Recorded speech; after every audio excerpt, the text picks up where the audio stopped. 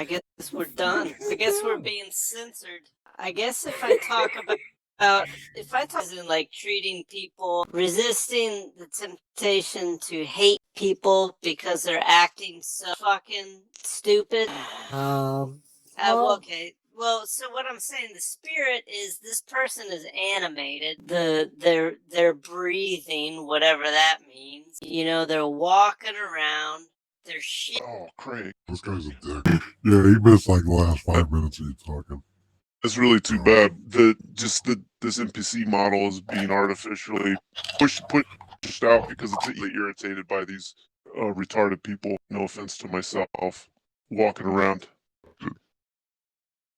Oh, Craig?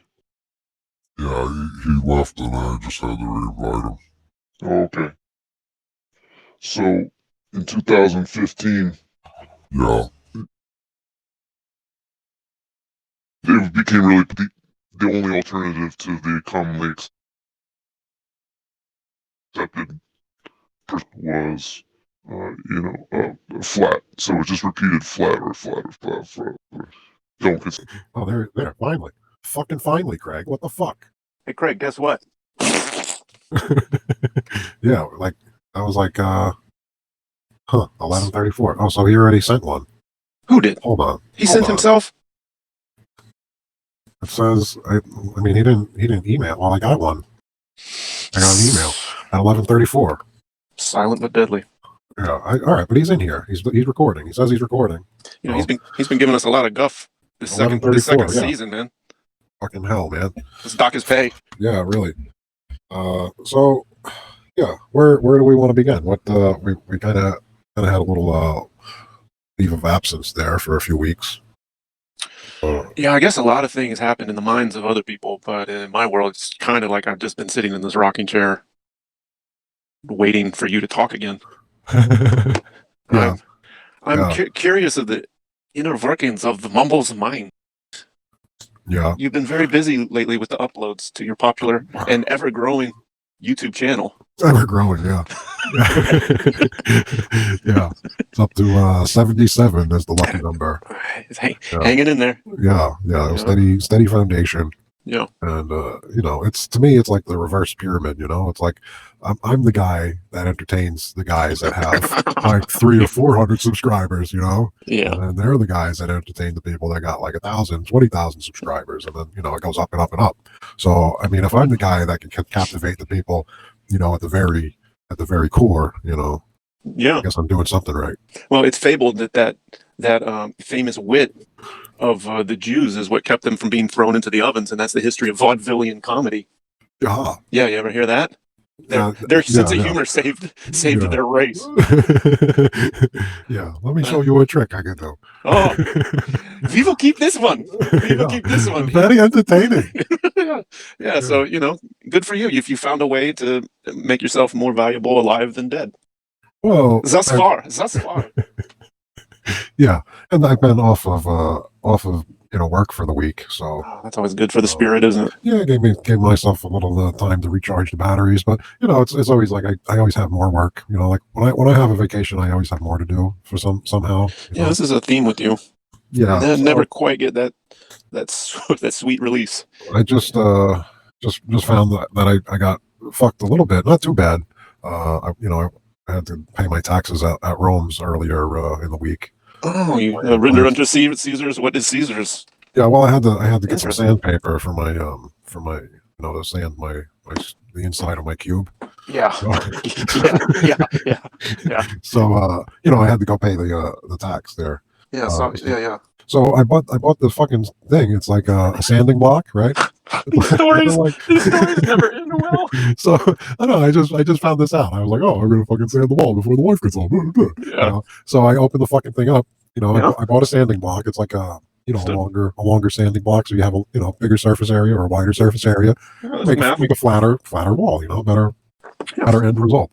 So I picked the fucking thing up, and right next to the sanding block, there's the fucking sanding pads that go, presumably thinking that, they're right next to each other. All right, this is meant for that. Sure, So man. I buy the sanding block and like 4 or 5 packs of fucking sandpaper. And I come home fucking, I bought it the other day. It sat in the bag, and then today I go to use the shit. I open the fucking stuff all up and Surprise! it's like I'm trying to put the sand pad on the sanding block, and there's no possible way for this thing to adhere. Who did you curse first? Who did you curse first? Oh, you're right, man. You should have just wrapped it around that. You should have wrapped it around that Roomba and just set that fucker free and then lock the room and see what comes of it. Yeah, I didn't read the fine print. I guess I don't know. So it's like the sandpaper is meant for like the old style sanding block. Yeah, that old block. It's like a hook and loop type of fucking thing. So, oh yeah. Yeah, but I didn't spend too much money on it. No, but it was only a few bucks. But you gave yourself another trip to the orange one or the blue one? Oh, the blue one, the Blue Tax Collection Center. Yes. Yes.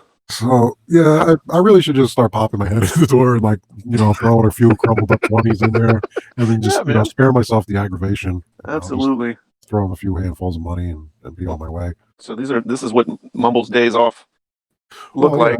And then fucking around with the animals like usual. Yep. And that house isn't getting painted any faster with the present inclement silver dioxide nanoparticulate nucleation system in play.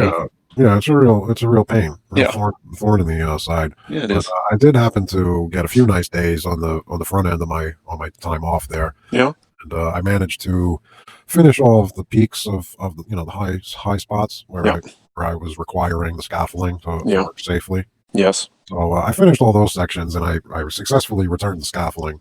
Good man. Had to pay that. They hooked me up. I was expecting a lot worse, a lot more. I was expecting like Queens prices. Oh yeah. Luckily, I got the upstate fucking Mudsville. Discount. Nobody else is fucking doing anything. So right. I might as well fucking pay for everything. They're just shocked anyone needs scaffolding. Yeah. It's like I don't see any real big projects. No, all the projects have stopped. Well, everything seems to be going on in my place. Yeah, I don't really get out. Cornered the market. Yeah. Yeah, I don't really go anywhere besides tell me about it. A few key places, and most of it is at the off hours of the night. So yep. Yeah, it's my own fucking world here, and I think that it's known that I'm got my own little fucking universe here. But has it reached a Waco status yet or no?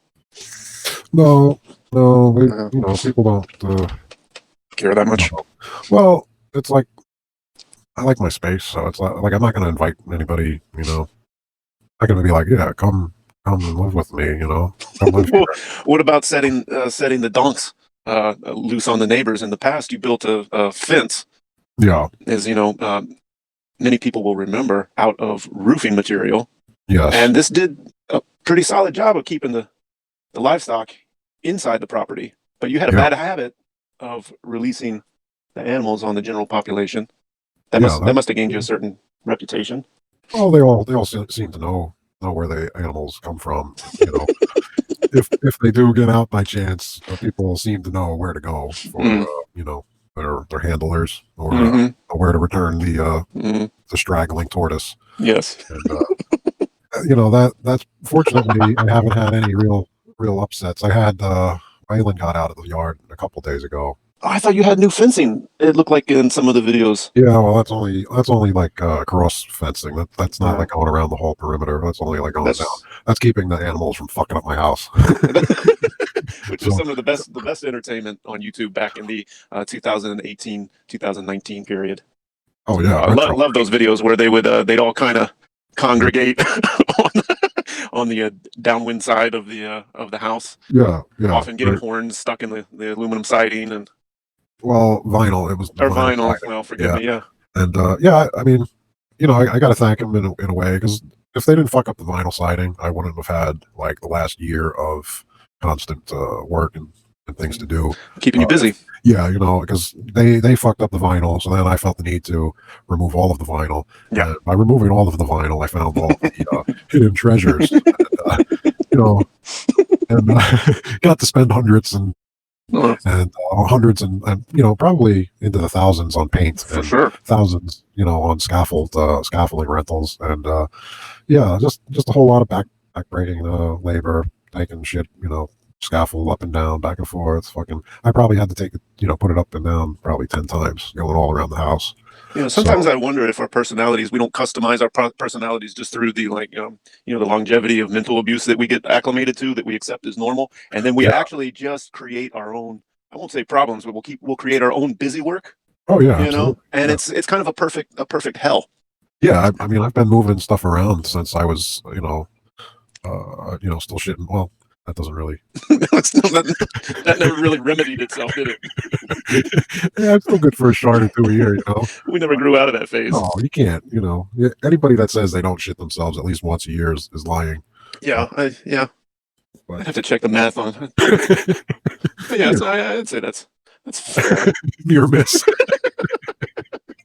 You'd be hard pressed to find anyone. If not, you're not living. If not, you're not living. I don't know what you're doing.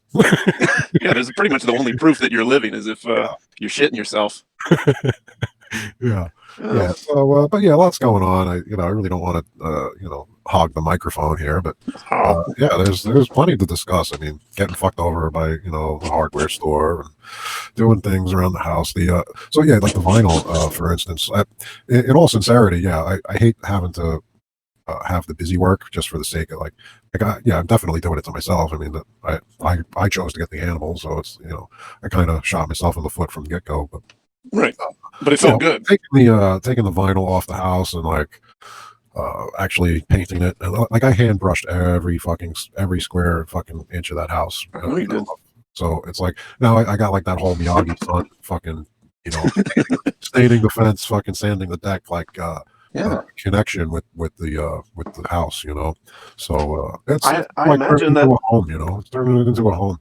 I think this is I don't know. It's satisfying to listen to because as you describe your house, I'm just picturing yourself. What is it? They always say the temple, right? But the way your inner workings are, a lot of times you can tell a person's I don't know, their inner workings, but what kind of squalor they live in, or if they're neat freaks, for example, people that try to control everything but don't have any control, really get bent out of shape if something's misplaced. And even when I was younger, I remember being like that. That was a hard habit to break. But then I started seeing my actions reflecting my thoughts, and then I started to question where my thoughts were coming from, and then I realized a lot of my thoughts aren't even based in any sort of real opinion about anything that did not come out of a TV set. And this is 20 years ago, right? And only because of the stress and horror of being alive and regularly shitting myself did I come to the conclusion that I was alive, right? And then we're at square one again, only the mechanics of the body work a little differently, and then you have this experience to reflect on the past and kind of go, who fucking did this to me? And then you got to resist the temptation to seek revenge or lash out on innocent victims around you. And then once again, after some thorough pant shitting, looking at yourself again, you're at square one. And slowly, I guess the edges start to become rounded out, and you settle into a good, healthy demoralization. Yes. And it seems a lot of people are really excited to get in line around my neck of the woods. Oh, really? For what? To get one, they want to find out if they're sick, but they can't tell if they're sick. They need to take a test, and this test needs to go to a laboratory. Is it a written test? To go through? It might as well be. I think it would be more accurate if it was a written test, because then you've had some measurement of the potential patient's intelligence. Yeah. And then maybe that would be a more fair way to grade whether they are sick or not. And 500 words or more, tell me why you are afraid. Yes. Okay, get on the train, motherfucker. That's pretty much it. And I was not unaware that this is what it would look like come, the season change and the propaganda that goes accordingly. Huh? Is the ballot of the election results in? I mean, I don't know. Isn't that amazing? I'm describing one thing, and yeah. Is it still I thought all of this coronavirus stuff was going to be swept under the carpet after the new president was called. But sure, man. But I guess they're behind schedule. So they still didn't call it officially, or? Oh, I don't know. I don't pay attention to that. All I know is on 7/11 at 11:30. People who were violently angry over one cartoon character became violently excited about another cartoon character, and I watched a shift of energy go from one color to another, and I realized the power of irritating people and then flipping the switch and turning it into some sort of artificial happiness, right?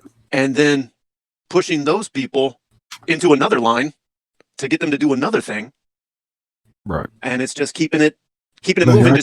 You're actually seeing this, like this happened on 11/7, 7/11. That was 11 days ago. Well, put that in your pipe. Yeah. Well, I got a call right now. But I'm just saying, who's pulling these propaganda strings that are making the people stand on the fucking lines to get tested for this fucking bullshit still? Wouldn't that be fun to find out? And probably pretty easy if you just scratch the surface, if you're not under like some sort of heavy psychological mesmerism. What is the state of affairs? Well, it's hard to tell, isn't it? It's always like this. There is no state of affairs. It's the shit show. You're pulling on the elephant's trunk, and I'm rubbing on his balls, and it feels like we're both on the wrong end of this thing. We never should have bought a ticket to take the ride, but it seems like probably. Oh, I snuck in. Yeah. You snuck in through the soul jizz bucket. Yeah, and my shoes are like sticky and on the floor. Yeah. I hope to God that somebody spilled their soda and it's not fucking milk. You just keep coming back for more, I guess. It seems like you've been through this a few times, and the joke is becoming a little less funny. Yeah, and there's no free admission at the peep show, kids. Yeah, buy the ticket, take the ride. The concession stand's closed. You could sneak a peek here and there, but sooner or later.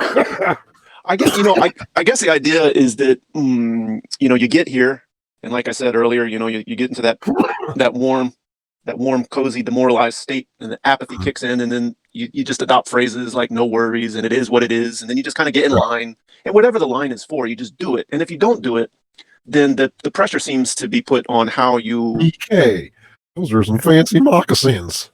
Yeah, just do it. Just do it. Yeah. Exactly. Catchphrase after catchphrase. And then sort of like what do you call it? Like language.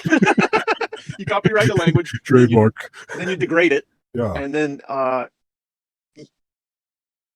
then what happens? I mean, it just keeps going. It never stops. Like that literary term in media res is like where you enter a story where the action is already happening. There's no build up or introduction to characters in media res, right? You're in the war. Yeah, just dropped in. Yeah, so you're just paratrooped in. Yeah, you just. What was that? Operation Dumbo. Operation Dumbo. Operation Dumbo drop. What was that? I don't know. A real thing? Yeah. Was that a thing they gave us? For sure, it's a real thing. That's like that was a fucking Disney movie. I bet. Oh boy. Let's see. Oh yeah, hit the internet. Let's figure out. Let's dig deep. I love that no matter how deep you dig onto the internet, it gets you exactly to not even where you were before. It gets you just about some mathematical increment just behind where you started. This is so synchronistic. I was just watching another movie that was from 1995. Okay. So now this Operation Dumbo Drop is from 95. Let's go to IMDb, see what they got to say. July 28th came out in 95. Keep the loyalty of a village during the Vietnam War. U.S. Army officer and his unit struggle to deliver a live elephant. James Morris, Danny Glover, Ray Liotta, Dennis Leary. Dennis Leary? Yeah, Dougie Doug. Doug E. Doug? These are real people. These are real people. Danny Glover, yeah. I can't even say these. Cornick, fucking Nemic, whoever the fuck that is. That's a cool guy right there. Marshall, yeah. There's some other fucking names that I wouldn't even try to. Kirio, fucking. I don't even. What about Ho Tran and Bing Chong Trains? Yeah, for sure. This is a Walt Disney presentation. So when you weigh 4 tons, it's hard to be a secret weapon. So somehow they weaponized the elephant. Oh, my stomach hurts. And I don't think I ever really seen the movie, but I remember it like being a thing. Like I don't know. I was probably in high school, I guess. Yeah, I remember it. I actually worked in a movie theater that shares the same name as the as the rooms that I went and paid the tax. Right? Remember? Oh yeah, yeah, that's movie right. theater. It was spelled a Yeah. little differently. It was Loew, I think, versus Oh, LOW. yeah, that's right. Yeah. Yeah. So I used to work there as a kid in high school. I was actually working there and at Dairy Barn. Oh Dairy Barn wow. at the same time. And I remember it coming out, but I don't think I ever seen it. You know, it makes me think that, you know, Dairy Barn must look pretty good on your resume when you're going over to the Megaplex in search of employment. You know, when you're 15, 16, I don't even know how old you are when They must have snatched you up. They're like, this kid's got the goods. But yeah, I still remember how to fucking, you know, the change for a fucking super combo, you know, out of a $20 bill. Yeah. So, you know, like the way they would inventory is by the cup count and the bag count. So you just like if I had to work the back stand, I'd just get the fucking go grab a fucking handful of bags and a sleeve of cups from the front fucking stand, you know, and then I just I just remembered all the fucking numbers for all the fucking denominations of money and. You want a fucking super combo and a fucking pack of milk dugs? That's 11.27. You know. I'm surprised they never like swept you up and sent you into the military. Like they really trained you well. Yeah, you got that fucking what do they call it? The wet worm. The wet worm. Is that a thing? I think you just manifested it from the Grado of the. Well, because we were talking about 95 and all these things, and the DUMBO drop and the other movie I was watching from 95 was Johnny Mnemonic. And, wow, you watched some bangers, bro. That was a fucking great flick, man, with Dolph Lundgren and you got Ice-T in that motherfucker. A couple of powerhouses. You got Henry Rollins, you know, playing this fucking doctor dude. And, it's amazing. These guys just seem to overlap. It doesn't matter if they're musicians or politicians or movie stars. They seem to all kind of share the same stage. Yeah, they're all in a club. You know, sounds like a cool club, man. I want to join. Well, all you got to do is stand on this chair, get behind this sheet, and just touch your toes. Yeah. And if you tell anybody, you feel this knife up against your chest with your left bare breast. We'll cut out your tongue and we'll send it out to the sands of the sea.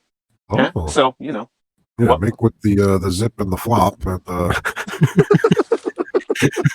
And now you can have beer with your buddies and talk about what do those guys talk about? I guess there's the low-level worker ants that just kind of fill in the space. And I've never met an intelligent man of the order. They always seem like the real like heavy duty. You know, in the club crew, pretty inaccessible to the general rabble. Who are we talking about? We're talking about those cool guys. Well, I mean, it's all kind of and stuff like Adam Sandler. Those cool Jews. Those like Hollywood celebrities guys. Like it seems like that's just basic nepotism to climb that ladder. Like that's if you work in construction and your father works in construction, you probably work in construction, and then your son's going to work in construction. Something like that. Like, but I'm talking. Cosby Jr. is going to be like a spin-off of like. That's a good question. Like where are all their children, or did they not like create their character yet? Or there's got to be some formula, right?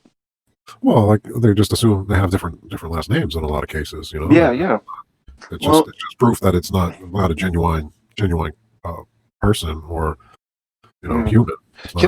Let me ask you this: has there ever been in the history of what we'll call the known world a person to change their Christian name or their God-given name or whatever you want to call it? What do you call that? The Christian name, right? Which you're born to a Jewish name, or is it only go one way? Is it like exit only? Well, like what if I was a Christian born in a Jewish hospital? What would my name be then? I don't know. I'm asking you. I don't think the name really matters. It's the incantation of the words. No, I agree, but I'm just wondering, like the performers and whatnot always seem to, once you learn about them, they always have a sort of simple name, a cool name, like John Truck, and you're like, oh wow, John Truck's one of my favorite actors. It's like, well, did you know John Truck's last name is actually Leibovitz? Yeah. It's like, oh no, why did he change it? Because it's a little more snappy. I was like, you ever notice it only goes one way? Nobody ever changes their name from Smith to Rubonikampf. Steam? Yeah. The Lovitz. Yeah, it seems like if your last name like Silverman's not made up or Goldsmith's not made up or fucking, like fucking Jimmy Iceberg. That's a good point. That's a good point. They're all made up. But I mean, in order to kind of hide from the public eye that mark of the That mark of the Jew. Oh, They have such distinctive last names, but when it comes to like entertainers, no one has a Jewish last name. well, yeah, some of them do. Some of them do.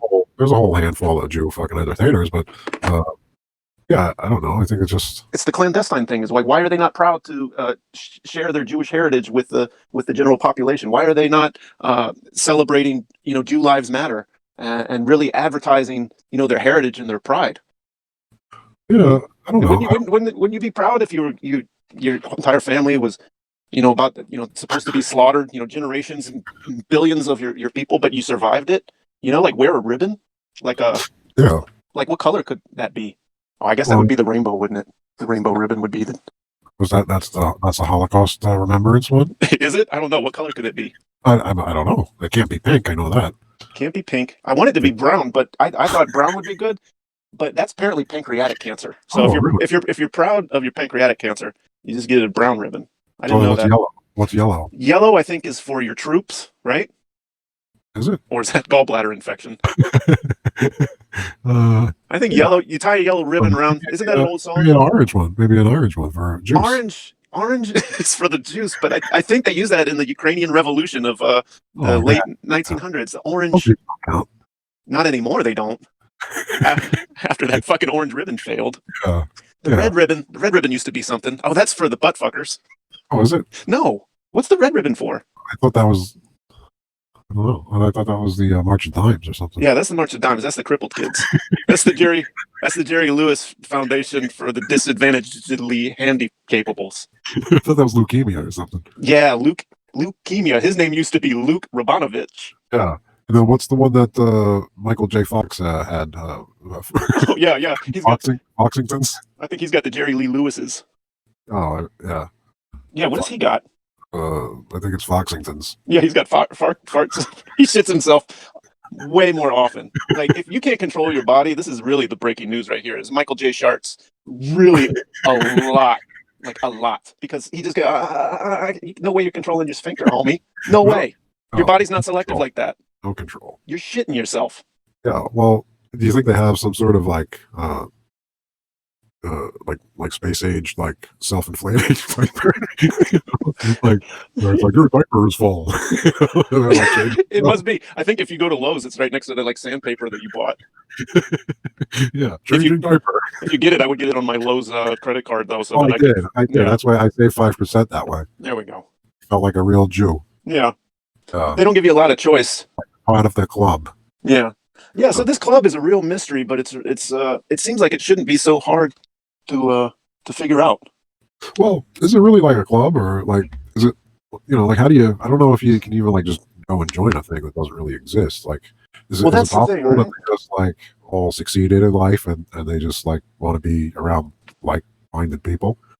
That for sure. I think more of it's just like a homosexual actors guild from top to bottom. They're all sucking each other's dicks. I could imagine like what's all of them. Seth Rogen and what's that other guy? Oh well, they're the ass play. Those pineapple fucking like those guys from the Pineapple Express. Those three three-way fucking blowing each other fucking hand jobs. They were in the Interview together too. Yeah, those guys. Yeah, they must be fucking having some fucking gay sex behind the scenes. Well, I would think that I don't know, what is it? It's not a culture. It's not what do you call it? A creed, where it's just kind of that's another word for a club, right? Like you identify as a certain creed, right? They seem a little obsessed with the anus. Like even in the medical industry, they like always want to go up in your anus, check for things.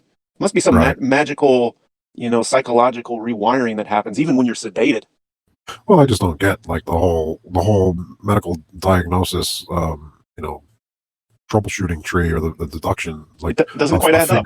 Like, all right, let me stick my finger in your ass, and like now I know what did you learn from that? How many other fucking asses had you had to have put your finger in to have some sort of fucking data to compare? Yeah, what a fucking normal asshole would feel like, and then like just think of like the different types of gloves, like textured latex versus a non-textured latex, or a powdered fucking latex glove versus a nitrile fucking medical examining glove. So like all of those things make a difference when you're inserting a finger into someone's asshole, I'm sure. So like how many different fucking trials did you personally have in medical school to fucking deduce anything by sticking your finger in somebody's ass. See, this is that kind of sexy talk that makes me want to join the club. You know what I'm talking about? Like, how do I join? What door do I knock on? This sounds like a great club. It was explained to me one way by somebody or somewhere. Somebody said, not sure what the source on this was. This is a nice footnote. This is a big long footnote. No, but it's like to diagnose somebody's fucking to use like the finger in an asshole as a medical fucking whatever test or fucking examination is like the same as a mechanic like swabbing the fucking tailpipe of your car to diagnose the engine. Yeah, that's the same idea. So what you need is a more sensitive instrument, say like a circumcised penis, maybe, to get a little deeper in there. Oh, then you can really feel what's going on. Then you can feel what's really going on, and if you need to administer any kind of substance deeper into the cavity, right, a few good strokes, and you probably release some of that serum. Yeah, that's got to be healthy for the patient anyway. I mean, they should be paying the doctor more for that kind of exam. They would probably help them shit good for a day or two.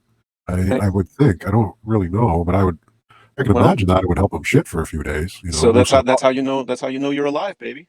Yeah, when you're shitting good. Yeah. So maybe that's it. Leave a little trace in your drawers, So there is some sort of ass fetish that's related to this, and I don't think it's necessarily sexual. Oh, but it's the intention is good. The intention is we're here to help. I guess I've met people, and I'm sure you have as well. You're good at reading people. Yeah. And you've been around the block a few times. You've met people who are so deeply entrenched into their way of thinking, not just like through the hypnotic effects of entertainment and television and the indoctrination through genital mutilation and social programming, all those things aside.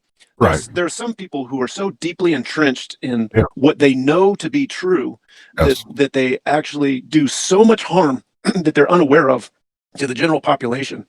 Yeah. I'm starting to realize it's a lot more common than I had suspected previously.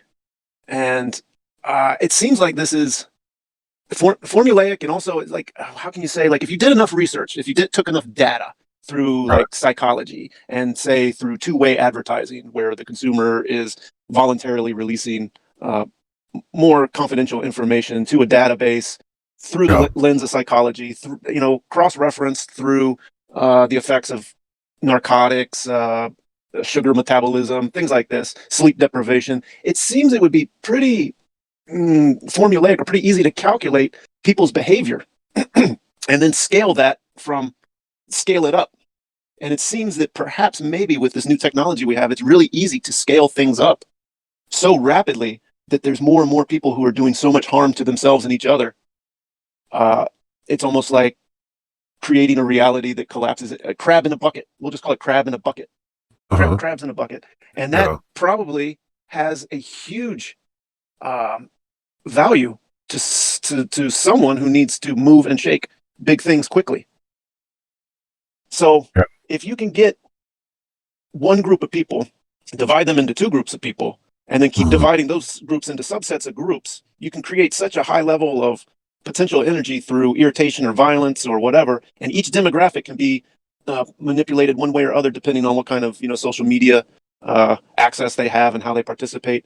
It seems pulling strings to get people to move one way or the other would be pretty easy. And pairing that with the entertainment industry and this sort of anal fetish that a group of homosexual troubadours traveling across the expanse of the world. It seems they really figured this thing out. I mean, they got it. They really got it, but it could also be that the system itself is just perpetuating, like going along like a beast that's dead but doesn't know that it's dead yet, but the sheer momentum of its collapse is sort of going through the motions. There's no central nervous system anymore. It's kind of everywhere. It's kind of just everywhere, degrading. Decentralized. Yeah, decentralized, but not in any capacity alive. The cloud. Yeah, the cloud. And so what remains is. So like when you enter like different buildings, do you feel the energy like change, or like do you feel the differentials in energy when you go like into one dwelling versus another, or outside versus inside? Do I personally? Yeah, like you don't sense energy. Like, Oh, I can tell you. are you like an empath, or are you able to see chakras or energy fields, or like have a sixth sense, if you will, like anything Well, like that? I used to actively seek out, auras and things like that many years Right. ago as I was trying to get my bearings out on as to what the fuck happened to me, Yeah. despite my best efforts to be Uh-huh. a decent citizen and things like this. Yeah, the next the next stage is to fucking violet goes to blue, blue goes to green, green goes to yellow, yellow go Right. orange, orange go to red. Whatever. Follow your sacred. Mood ring. Yeah, yeah. Strap on your mood ring, and everyone love each other and play with your Right. play with your anus. Yeah. And Take your ring off, though. yeah, but before you go in there. Right. So I don't go into many buildings anymore, but I Right. can tell you, yeah, I have that sensitivity where I'll walk into like a box store like you described that you love to visit so often. I can't go in there and keep a smile on my face very long. Like Right. it's just it's not comfortable. And for what reason? Well, the fluorescent lights are horrible. Then sort of the deadened, muffled gigantism of the feeling of the space hurts. And then the colors are always so bad. Oh God, you've mentioned one of the stores that's blue and yellow. That's such a yuck combo. Blue and yellow, I think. It's the BB store. I think that's where you got the Roomba from. Oh yeah, that shit fucking place. Yeah, well, man. Irwin also uses that color combination. Irwin, like the hand tools or wood. Yeah, yeah. And then the other box store when I lived below the Mason-Dixon line, the Mart. That fucking place. Yeah, that place sucks. I mean, you walk in and it's this. Yeah, that's like a big drain. That's like going to church, kind of. It just fucking sucks the energy right out of you. Woof.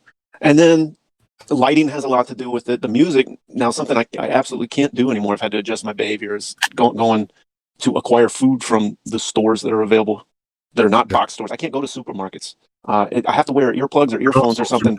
Really yeah, not so great. They should really call them mediocre marts. Yeah. So when I go shopping for food, I have to make sure I'm not going during rush hour, because rush hour in the morning or in the evening, because that's when most of these people are coming in and out, and they really respond to the type of music that comes through.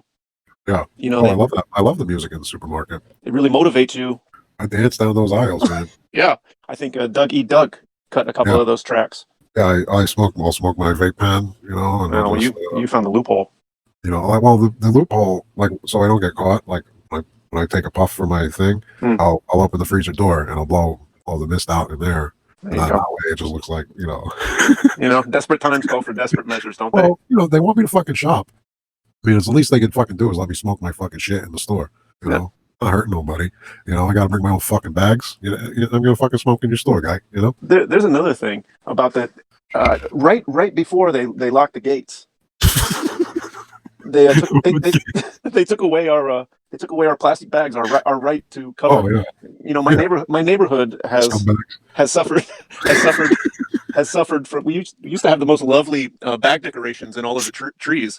Now those are gone. But what's been replaced on the ground besides these plastic bags? Not only the dog shit, but all those types of gloves that you had mentioned before, the nitrile gloves and the latex gloves.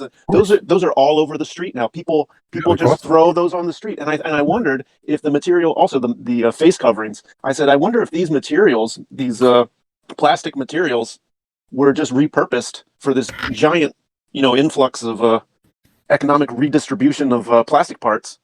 Ding ding ding ding ding. Yeah, give that man a cigar.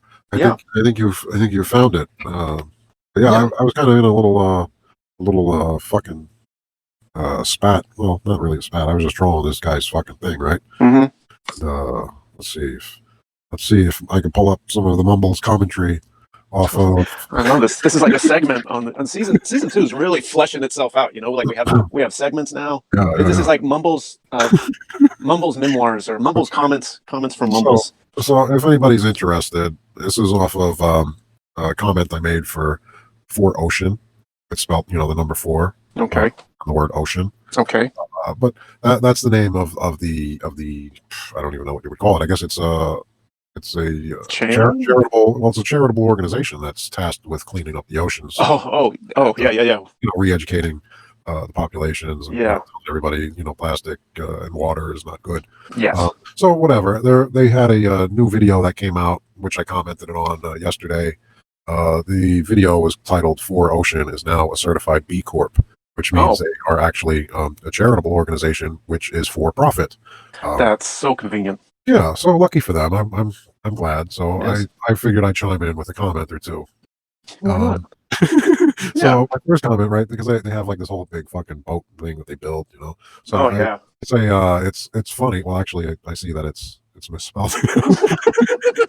Immediately shooting yourself in the foot right out the gate. We love to do that. Yeah, IFS. If it's you, a charitable organization, and you build a boat to go get the plastic, You better take me serious. listen to me. Yeah. Yeah. No, so Good. All right, it's let's supposed to continue. say it, but if Is this after you blew your vape pen out into the freezer and you're walking down aisle 3 typing all this in? I do this on my cell phone. Yeah. That's the problem. Yeah. So it's funny that the mobile skimmer is built entirely from non-sustainable parts. The manufacturers that built those parts are the same company that you are crusading against whilst cleaning up the seas. Yeah, man. That's what college degrees are good for, I suppose. A created university of recycling for the sake of job creation, the feeling of do-goodery, all while forgetting the very nature of the action of recycling. Everything here is from here and will remain here indefinitely and can only change in form and variety. The matter cannot be destroyed or created. It's here. Use it, then reuse it. Like all the water we use to clean and drink didn't already have someone else's shit swimming in it? Why don't you smell the shit you're shoveling? You are the equivalent of the courtyard the builder had to place while constructing his skyscraper, just enough to make the people feel good with no demonstrable impact whatsoever. It's like shopping at Goodwill thinking the money is going to the homeless. At least you are having fun sailing the ocean on other people's dimes. Congrats, you inspired me after all. I continue. There is a profit to be had from that plastic, and it's all just floating out there for the taking. Actually being broken down by the seawater just so slightly, so the manufacturer of goods has to use less of their own resources, money, to process the plastic back to a malleable state, ready to be pressed into the next piece of crap that you will buy with your actual wealth. Why not let the people who consume our shit help in the manufacturing process? Let's guilt trip them into sorting their trash. It's easier for us. We don't want our plastics overly eroded, so there's a time limit on how soon we must reclaim our plastic from the ocean. All at your own cost, mind you. Don't expect us to earn less because you want more. We'll sell you a story and more plastic like ever before, but this time it's better because the labels on the packages are tied to your heartstrings because of the dolphins and the turtles we saved. Wow, and the first word was ifs. And then this is brilliant. Of bracelets now. I hate to cut you off. Oh, good lord! I did give them a fair bit. So now they have their own bracelets. Oh, do they? They have plastic bracelets? Well, they have a 4Ocean bracelet. It's like one of them rubber band fucking things. Yeah. So I say, with your bracelet, I feel well arrested to the sea in which we are all lost. A young fool floating adrift on this glob of water. Yup, just a globular body of almost all water floating through space. Sounds as silly as a bracelet being helpful, don't it? Wow. Now that's where we're at. A life preserver, yes. A ball, no. Yeah. And then, then they replied, right? So they did not. They replied. Let me find the reply now. Let me find their reply. Let me go back to the whole video here because I just see my comments. I see the whole. Let's go to my watch history. Yes. And, let's do this. That way I can see their comment to my comment. This is all a podcast all on its own. You just reading your me trolling, my professional trollism. Hardly a troll. I mean, this is poetry in motion. Control of the situation. Yes. Okay, so yeah. So to my first comment, they replied, when it comes to cleaning, I'm reading this without any bias, mind. Yes. When it comes to ocean cleaning technology, such as the mobile skimmer, we are aware of the impact that we have, but we carefully choose technology that will help us efficiently and effectively clean the ocean. We do use recycled materials whenever possible. There are billions of pounds of trash in the ocean and billions of water every year. It's essential to clean the existing trash, but also advocating for a reduction in plastic and education and awareness as soon as possible. Wow, you got to fight fire with fire. They came at Mumbles hard. So then I replied. Yes. I replied, yes. As if it is automatically easier to just manage waste from plastic societies in lieu of a long-term lasting solution that does not perpetuate the busy task of cleanup. People are the problem. People caught in the midst of a consumerism love triangle between cell phone, capitalism, and oneself. Re-education does sound good. People lack concentration. Maybe a camp to help them give a better system. The plan's net can certainly use a good rain. Wow, we're really cooking with gas now, man. This Really, is who awesome. cares? You have your fun in the sun sailing under the guise of work. As I said, I'm inspired. I just need some shit to sell to pay for my wild escapades like you do. Perhaps a push to reclaim all the fallen leaves from around the globe to manufacture a paper that we could recycle later. Come to think of it, most municipalities collect leaves already. What are they doing with all those leaves? There must be a value. What is the caloric value of a common leaf multiplied by how many leaves? That's a substantial amount of energy being absconded from the Mother Earth. We must fight to keep the leaves where they are, where nature intended them to fall. And yes, controversy will make the profits soar. Oh wow, man! Like this is. So yeah, I don't even know what to. I need potholders for this, man. This is amazing shit. So I want to reclaim all those leaves on the floor of the forest for the guise of good things, right? It'll help. Yeah. It'll help forestization of the forests, and then we could make recycled paper out of the leaves that we collect. Amazing. And then we use chemicals to like bleach the leaves to make it, more of a sellable and what's that, uniform product? Yes. This way our products are consistent. Consistency is key. That we have, a good overall product. And at first we're going to need some help from some, state grants and local aid. It's a grassroots effort. Perhaps the first step is to get a 501c. File for a nonprofit organization. Salaries are also not equated as being profitable. I can give myself really whatever I feel I'm worth. Well, you're doing the Lord's work, so you probably the founder and the president, and So yeah, I mean, it is a tough job, but somebody's got to do it. And then on the other side of that, I'm also fighting the fight to keep leaves where they lie. Nature intended them to be where they are. And the forest needs them, and Mother Earth needs them just as much as people need them for recycled goods. So I'm also fighting the battle to keep me from picking the leaves up. Yes. So there's that. You got a lot of battles to fight, and that's just really going to require more elastic rubber bands around your wrist. Well, that's the way we could raise funds. Yes. So this way I could keep up the fight on both sides of the fight. Yes. Push to a middle ground that will eventually lead us right back to nowhere. It reminds me of a naked redskin guy with horns and a Van Dyke beard holding the hand of a guy in a white robe with a long hippie beard, hand in hand, walking down the beach. Is this at a Ted Nugent concert? Yeah, man. Huh. Isn't he back on tour? I don't know. It's the Call of the Wild. It's the old. It's the old round and round we go, helix spiral to nowhere through do-goodery and government help. Well, there's money to be collected, and that's time is money. So it's really like they're just out there collecting time it's taking them time to collect more time. So later in time, they could enjoy their time instead of enjoying it right now. Well, basically what you're saying is if money grew on trees, we could eliminate the middleman.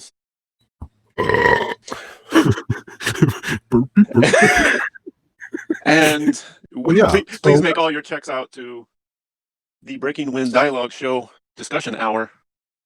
Yes. Research for Jews. Research for Jews. And we should grow a money tree. Basically. Listen, what you just did was exactly. You just did the impossible. You summed it all up. Put myself into a fucking circle. I didn't do anything. You guys are probably going to be like, what are you talking about? Well, you take what you just did. What you did was what is that thing? A Mobius strip. You just did a verbal Mobius strip to explain why fossil fuel narratives need to be tied into guilt, need to be tied into plastic, need to be tied into green movements, need to be tied into climate change agendas, need to be tied into creating economies where there are no economies, taking plastic bags and turning them into masks and gloves for a certain amount of, putting people through a cycle of this. It's just bullshit on top of bullshit. Eh? I'm actually impacted by not having those plastic bags at my disposal like I'm used to, I mean, when I go to the fucking store, I expect to get a fucking bag to carry the shit that you fucking charge me for. Yeah. If you want 10 cents a fucking paper bag, just fucking build it into the price of your fucking shit. I don't care, like I'll fucking add it on at the end. Like it's a fucking part of an extra fucking process that you got to go through. More busy work, man. Like they automatically put the fucking retard at the fucking register, like the slow idiot that can't fucking running the register like has him at like maximum fucking capacity, right? Yep. So it's like a challenging job for the fucking guy, and he likes it because he's challenged every day, and he's a fucking idiot, so he doesn't know any better. He's just, I gave him the receipt and I gave him the right change, you know. It's his fucking job, and he thinks now he's I can good. save up for the Xbox by next month. I can have the new Xbox. Yeah. But really, they got the fucking retard there, and like anybody like me that's in a fucking any bit of a fucking rush or has somewhere to go is like, come on, what the fuck, man? And then it's like, everything goes down the fucking belt and then gets pushed to the fucking end. Like if you don't have bags, bring your own fucking bags. Yeah, and you gotta pack that shit. And then it's like, okay, well, I need to buy bags now, and it's like, oh, well, how many bags? How many bags are you gonna need? I'm like, I don't know, give me fucking as many as it takes, And it's like he doesn't know how many fucking bags to charge me for. I'm like, charge me for a fucking dozen, you fucking idiot. I don't give a fuck. What is it, 10 cents a fucking bag? Give me a fucking break. I waste fucking more money here than fucking God. Mumbles go shopping is always a funny story. It doesn't matter where you go shopping; it's always horrible. Like I should make the fucking assholes carry the shit out to my fucking car next time. Oh, like, that's great. Oh, you need help with that? Yeah, I do need help with that. Bring it to my fucking car, you assholes. And even I would fucking buy more. I would fucking, I would spend more time at the store if I knew I would be able to fucking check out of the fucking store easily. But they put the fucking retard at the fucking one fucking lane where if you have a basket full of fucking shit, you're not going to go to the self-checkout, but they put the retard over the fucking lane, so you kind of want to go to the self-checkout regardless of the, deal with the retard, or should I just fucking fumble around and fucking bag it and, scan it and do all the fucking bullshit myself, Do it all yourself. Well, you were talking to the right guy, that's sure. If you want something to change. Well, that's the guy. Why do they do it? Why do they do it? Like there was nothing wrong with the old model. There was absolutely nothing wrong with the old model. You got fucking 24 fucking idiots walking around the store filling up fucking wagons because idiots are fucking buying groceries online.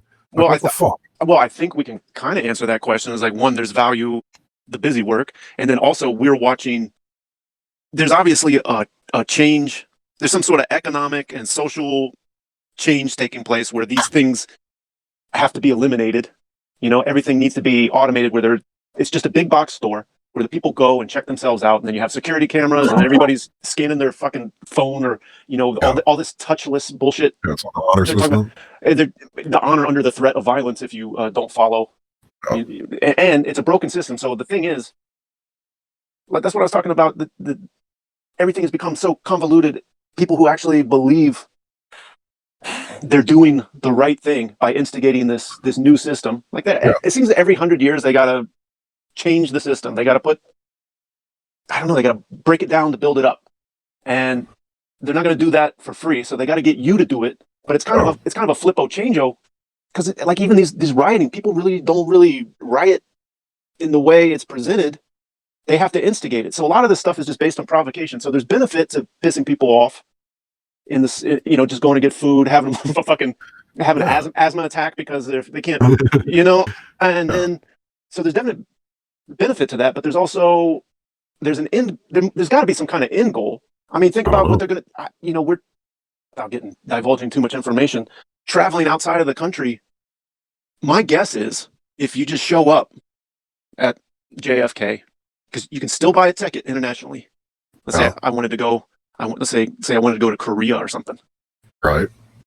My guess is you can buy the ticket. You show up at the airport. They have these, laser dot temperature scanners, right? Yeah. And if they don't need, if they don't need to change the narrative, they just you just get on, okay? And then you fly over there. Now there's a chance that you're in that no man's land. When you're at the airport, you're at the port authority. You're not in the United States. And you're not in Korea. My guess is you just walk through another fake temperature check, hop into a taxi cab with your mask. Nobody's going to do anything to turn you back. But you can't. You're supposed to be able to travel. Let's say a family member dies internationally, and you go. Then they say, "Oh, okay, you can go," but you might, have to do a test or whatever. But it's an optional test. It's not an optional test, but it's a random test. Maybe they will, maybe they won't. But no one's going to turn you back. That's my theory. So if people just went to the airport and traveled internationally, they'd get to wherever they were going just the same. It's more of just telling people they can't do something. Everybody's not traveling. Who's not going where they want to go? Is what where is these? Anyone who's not who stops themselves from going to the airport and doing it because they feel like they're being told that the borders are closed, travel restrictions. Yeah, but they're still selling tickets back and forth. Yeah, well. So it's the same thing with like these mandates. Don't sleep. What's that? Skies don't sleep. They can't restrict the right to travel is not like given to us by any government, so they can't restrict it. Right. You know? Yeah, exactly. But most people don't. They can't even tap into that frame of mind. You know. And so Anyway, it's the same thing with covering your face when you go and do. You can't do this. You can't do that. They think. yeah, fuck them. Okay. Yeah, it's just exactly. They're fucking a cow. But just look at how effective it is sort of the point. And here we are, probably they're taking all those like plastic pellets and shit and just storing them out in the ocean because there's no facility. Why are you going to build a facility to house shit that you're going to melt down and move over here? Yeah, exactly. They're throw it in the fucking oceon. They're doing is collecting the shit that's floating around in the ocean and in little fucking piles, and then they're putting it in one big pile in the ocean. Yeah. They just put it all together in one spot, That's it. That way you don't see it. That's it. Throw some fucking spot over it, and then bang, you got a fucking primo fucking real estate island fucking, water view, waterfront fucking beach property. Kevin Costner was way ahead of his time. Yeah. Ebbed feet. Waterworld. Wasn't that movie too? Wasn't that like 95? I think it's from 95. I don't know. Just look up awesome jet ski movie. Oh, I was wondering when the jet skis are going to It's been a while. You gotta time release these things. Yeah, if you build it, they will come. If you build it, they will come. There you go. 95. Is it? 95, yeah. Get out of here. I ain't kidding you. July 28th. Well, the other one was July 27th. You're kidding. The 20. Yeah, Operation Dumbo Drop. Let me fucking look at that. Dumbo Drop and Waterworld. Now, see, this is that old magic. This old Mumbles and Retardica magic. Fucking week. The 27th and the 28th, this was. And then this was, the same fucking day. So, fuck me running. How? On IMDb. I'm not even going to look it up. I trust my sources. Just for the viewers or the audience. Oh, yeah. I forgot we had them. Waterworld, PG-13, 2 hours and 15 minutes, action adventure sci-fi, 28th of July, 1995 in the USA. Operation Dumbo Drop, PG, an hour and 47 minutes, action adventure comedy, 28th July, 1995, USA. Wow. It's pretty funny.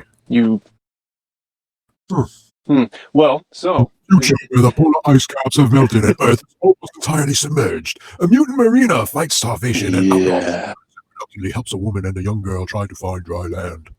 Yeah. Starring Kevin Costner. Oh, Dennis Hopper, huh? Get out of town. Oh, is he in there?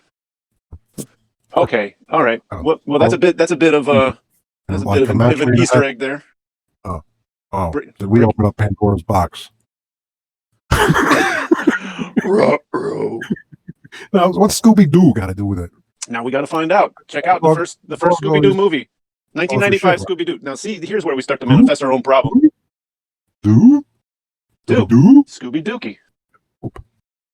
He's a fucking drug smoking dog.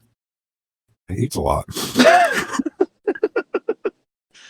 Well, all right, we'll bookmark that for later. We're gonna have to let that one marinate.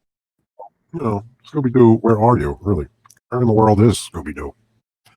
The mystery machine. The mystery machine. Yeah, you think Fred was a fucking fag, or what? What do you think the story was with that guy? I think the scarf's a dead giveaway. A little bit of erotic asphyxiation. Fucking Shaggy around like the dirty fucking bum, like. Well, Shaggy's he's just the go-to guy, right? Well, he looks like the type of guy that would fucking suck dick for coke, is what he looks like. And I think Fred looks like he comes from fucking upper class, so he probably has fucking drugs. He's probably selling fucking interesting. Probably selling drugs to like fucking the people around the country club, Well, maybe that's what it is. And Velma's clearly a octogenarian Jewish man in drag. Who is Velma? Yeah, whatever that. Talking about Daphne? No, she's a real. Oh yeah, Daphne's the redhead. Yeah, the little squat one that looks like. Yeah, that's Velma. Yeah, Velma's a little Jewish guy in drag for sure. It's like a. Well, anyway, hey, it's time for a Ricardica bathroom break. Oh yeah. Speaking of Waterworld, do you want to keep them on pins and needles? Do you want to read them some poetry? Let me see. I don't have anything prepared. Give me a second. Yeah, I got something. All right, give him something. I'll be right back. All right, let's see here. They're gonna drive you off a short pier. Don't forget that pirates be pirates. We make the road. Your boat is your vessel, and you are the citizen ship. Twist into a pretzel. You're a royal, we are. Bill of lading laddie, partially spoiled goods lost at sea. Birth, dock, currency, tick tock. Blood-sucking vampires ensued with desire. It gets retired. Shit, trot, not tread on me. Henri, on me. What do you know of the thin blue line in the sand neuro-linguistics program? Now it's got bad, flipping the bird into the ego eagle. Flies over the mountain where the bears go.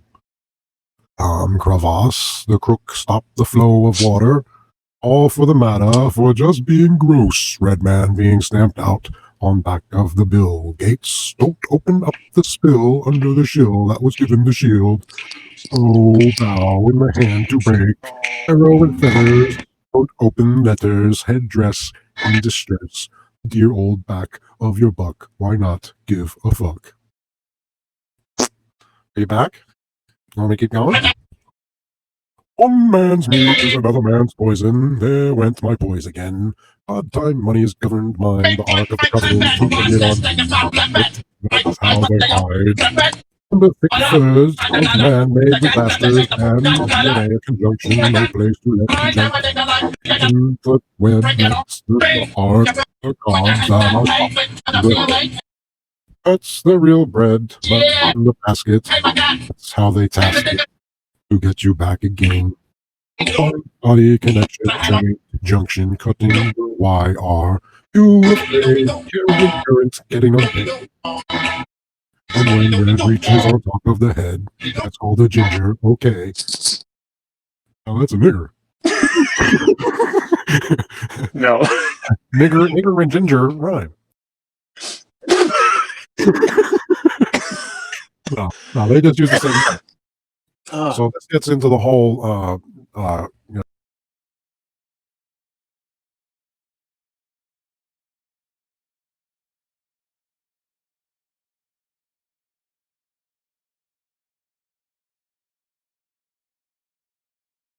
cargo ship full of parrots, trained to say one thing. Does it have a demonstrable impact on the intention or the atmosphere? Having the birds just parroting, the word that somebody trained them to say. And I don't know. I think it does. I think birds have the ability to carry some intention with sound for sure. I mean, so why not words that they mimic? They should also be carrying some sort of intention. If not, it's just a low-lying vibration. But if you have enough parrots on that cargo ship, I'm sure the amplitude of even like the low bandwidth waves. If you park that fucking ship off the coast a few miles, maybe even dress it up as a cruise ship. You just have a whole fucking cruise ship of parrots, just chirping fucking, suck dick, suck dick, suck dick, suck dick, suck dick. Before you know it, you got the whole goddamn Manhattan Island fucking dressing up in fucking gay costumes and sucking each other's dicks. Wow, we got there. Again, a unified theory of everything. Amazing. Yeah, you trained parrots. You've modeled the entire system. Oh, again, a verbal Mobius strip to exactly where we started. Which part? But with more clarity. Like you've modeled the conceptual reality barrier. Yeah. Well, that's just the thing. Mumbles has to push the envelope. That's kind of what the whole being a Jew is about. Well, you're definitely, if the shoe fits, wear it. You're one of the nicest Jewish men I've ever met. Why? And you make a lot more. You make a lot more sense than some of the Jewish acquaintances I've had in the past. Only I made as much money. Oh God, perfect. Yeah. You can't. You just can't break away from those values. Like, that is the creed. Hey. Oh, I just got an emergency text from a healthcare company for. Have to go? No, this is for Tyrone. Is that an Amber Alert? No, I don't get those very often. Fucking cocksuckers woke me up the other night. Oh, I just switch that off.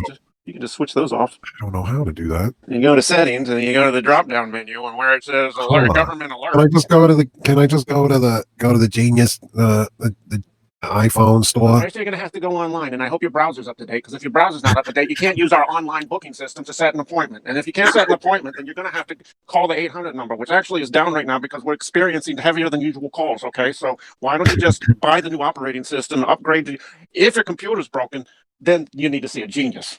Yeah. And then we can talk about your phone. Yeah. So this unnamed insurance company Right. sent me a 4-part text. Uh-huh. Anyone can catch the flu, young and old. Oh. It can cause fever, aches, and even life-threatening pneumonia! Pneumonia! That's interesting. Get your whole family vaccinated against the flu. Uh-huh. Your whole family. This will also keep you from passing it on to others. Call your doctor or your pharmacy to make an appointment. You don't have your flu shot yet? Text DONE. D-O-N-E. Huh? D-U-N-G? Yeah. D-U-N-G. Each eligible family member. Oh, well, I might do this. Each eligible family member can earn 50, capital H, healthy, capital R, rewards points when they get their flu shot. Visit mony.me/more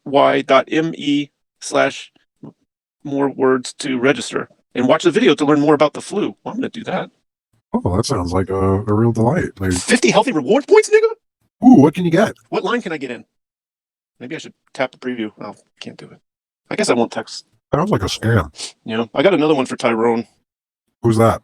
I guess that's the guy that used to have this phone. I have a phone number, right? We got murder? No, I ain't got a burner. It's just somehow, I guess old numbers are on file. Oh. I don't know. I've always... New York City. Hmm? A second-hand phone? No. I just think when you change your phone number, there's people who had that phone number before. And there's an old mailing list. Yeah, they called you Tyrone. It didn't, like, pop up programmed in your phone. They can call me Tyrone, but don't call me late for dinner. I also got a really important message from the government the other day. Which one? It really put me at ease. Oh, just the Overlord. I think it was. Let's see. It's addressed Governor Vermin Supreme. Oh yeah, that guy. He's a real hoot. He sent me a platform. Yeah, which one? The one where he sings the song about his name. Yeah. Yeah. Yeah, I used to. I don't know. I've seen some of his stuff a while back, but. Oh, is he a guy? All right. I'd never seen that before. Really? I don't watch too much stuff anymore. Well, I can't find this important message from the government, but yeah, but that guy, yeah, he's been around for a while. Vermin Supreme with the weight, the waiter on his head, yeah, he's been big around. rubber boot. Oh. Mm-hmm. Does he do? Does he hold press conferences often? He's like spoken in front of Congress, I think. Eloquent. He's been in front of the whatever. The committee. Whatever those fucking assholes are. The Ways and Means Committee. The House or whatever, like he's been there before. Oh. I remember watching some of his old shit. I never. I think he's stuck in 95. Yeah, it wasn't. It did look like somebody's old VHS tape that I watched that on. So Look him up. It's all right. Yeah. He probably changed his last name. I don't know if that was like a recent thing or not that you showed me the other day. Wait a minute. Can you send me like a video of Vermin? Yeah. And I said, I thought this guy was going to win. Oh, yeah, I mean, he's still around in 2020, right? That was recent. That was a recent thing, yeah. Was it? He's got to be, well, I think it's not private. Back to safety. Now listen. But yeah, he's got the home Vermin Supreme 2020, so I guess he's still active member, trying to, yeah, there he is. There's like, it's like Trump people, signs and shit behind them. So I guess he's still relative. I guess they're still counting the votes. Yeah, maybe he's still running. Maybe he's persistent. I would. No reason to concede. I don't know if I would consider myself part of society if he was president, but I would feel better about it if he were president. I'd feel better. I'd feel better. I would. I don't know if I would be better, but I would feel better. To be honest, I think it's just just kind of like we got to put somebody in there. This way it looks like these people actually have a choice. I can keep changing the guard, just like this way. There's no supreme fucking overlord that's ruling over them their entire lives. It's not the same thing every year after year. Keep it fresh. Yeah, this way we could have a vote between these two people and show the world how divided we are as a country. publicly and display it, and make us look real good. Well, I assume that plays some role in the like the Messiah programming, right? Where someone's always coming to save you, and then the disappointment, the hope, and then the worry, the hope and the worry, the hope and the worry makes the world go round. The problem is like you and I, right? Even though we're in different places, that is the problem. Right. We're both surrounded by people that need saving, and when the assholes throw their fucking net, it's not going to be like, oh, that fish got through. If you're in the fucking net, you're in the fucking net. Yeah. Oh, that's why it sucks. Yep, that's one of the that's the grand reason. You just gotta be have a way to like get out of the net, and just go. So, I like this. I like where this is going. That we're sort of settling in. The practical aspect of navigating the shit show. You've shared your technique with the audience, which is in vape pen in the supermarket, blow it in the freezer. There's one practical way to kind of deal with the day to day.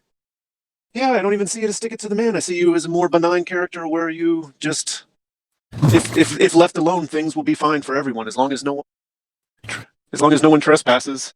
Yeah, fuck with me, you're gonna get your head stomped in. Yeah, that's the golden rule, isn't it? Yeah. Well, let's do no harm and take no shit. So, Yeah. Do no harm and take no shit. Yeah, that's right. I don't have any problem with anybody until they try to fuck me somehow. So, where does this leave us?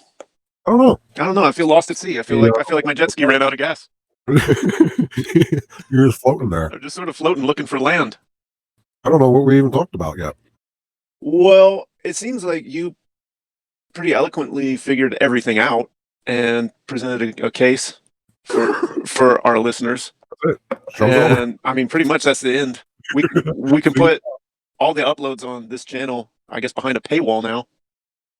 So people, let's put it behind a paywall. Let's set all of the videos except the most recent season to private. Why? Well, because then people it'll build up they're gonna say, well, okay, I have the answer of how the shit show works, but how did they arrive at this conclusion? Like it's a proprietary thing. We should protect it. Well, I have some formulas written down here. Yeah. Well, let me get this book here. Well, before you get into that, I want to alert you that there's Breaking Wind Dialogues upload set for Premiere. Really? That no longer exists. What happened? Really? What happened? Which one was that? I don't know. It says Deuce refused to recycle. Premiering now. Oh, it's premiering now. Oh, you didn't see it yet? I was on first one off YouTube's page. Oh. That's not Breaking Wind one. Oh. Is it? Did I do something wrong? What's your 888 reverse Sumerian, low flying B, 555 satanic? Yeah. What do you watch? Yeah, I didn't know. I thought this was I like these videos, Mumbles, that you're doing. Oh, you're watching the refuse to recycle? Yeah, for some reason it was premiered, but whatever, who cares? Who wants to hear about this? First one off YouTube, no more computers. Subscribe now. 77, don't subscribe now because keep it at 77. I think that's a good number for you. I'm better off. I can't handle anymore. Somebody commented on this video already. 007. Was that the guy that has the sexy girls? I don't know. Oh, and yeah, maybe. Whoa, this guy's really into you, bro. Octopussy? Gravitational waves discovered 1918 days before eclipse of 1214. 1918 end of World War I, 11/11, 1918.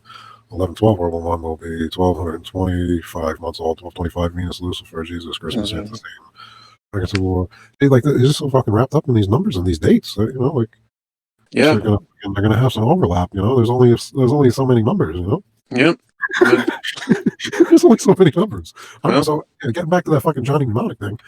So we're going to the future now, January 17th, 2021. Okay.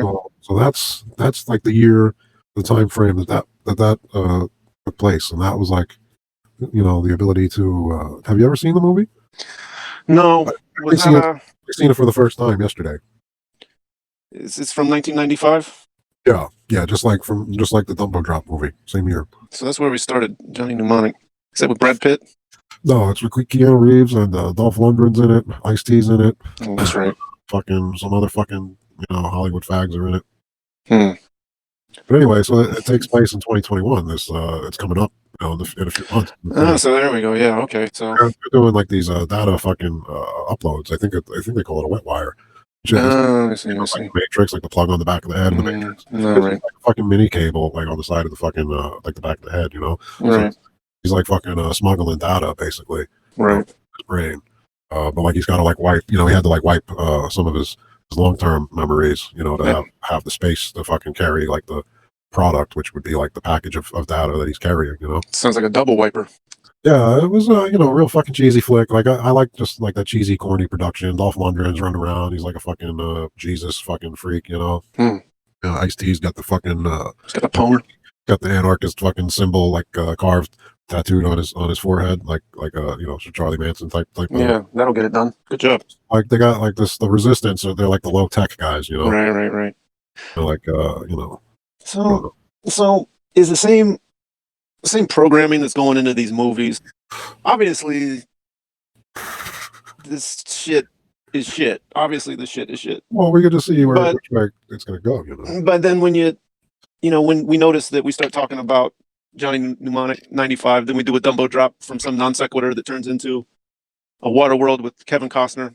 Yeah. So is this stuff just echoes of the shit, and we're just basically farting and burping echoes from the shit show, and there's probably no real significance to it. We're just picking up on the vibes, man. Oh, it's just like how many times are we going to repackage the same shit? Yeah, I mean, you repackage it so often, and you repeat it so often, it's like a feedback from a speaker to a microphone. It just turns into a fucking squeal. Me personally, repeat it that often? No, in the just collective we.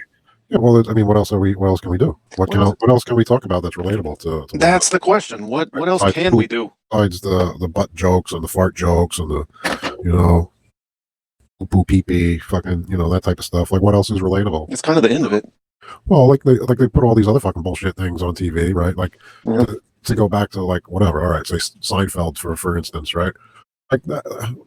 Does anybody really have that expectation of reality being like you friends fucking just get to basically do whatever the fuck they want? Like, you know, like they never really fucking working or really ever fucking doing anything. It was all like fucking, you know, doing nothing. Fucking are any of them not Jewish though? Fucking bar, fucking like, you know, you never see any of the fucking bullshit they go through. They just go through like, you know, this like it's fantasy fucking bullshit, and then people think that their lives are supposed to be like that. And well, okay, so upset. They get upset when it's not like that. Like, oh, why aren't I around my friends all the time? All right, well, so here we go. Now we're getting into it. Like setting expectations, setting unreasonable expectations is a great way to provoke people into violence either immediately or in the future.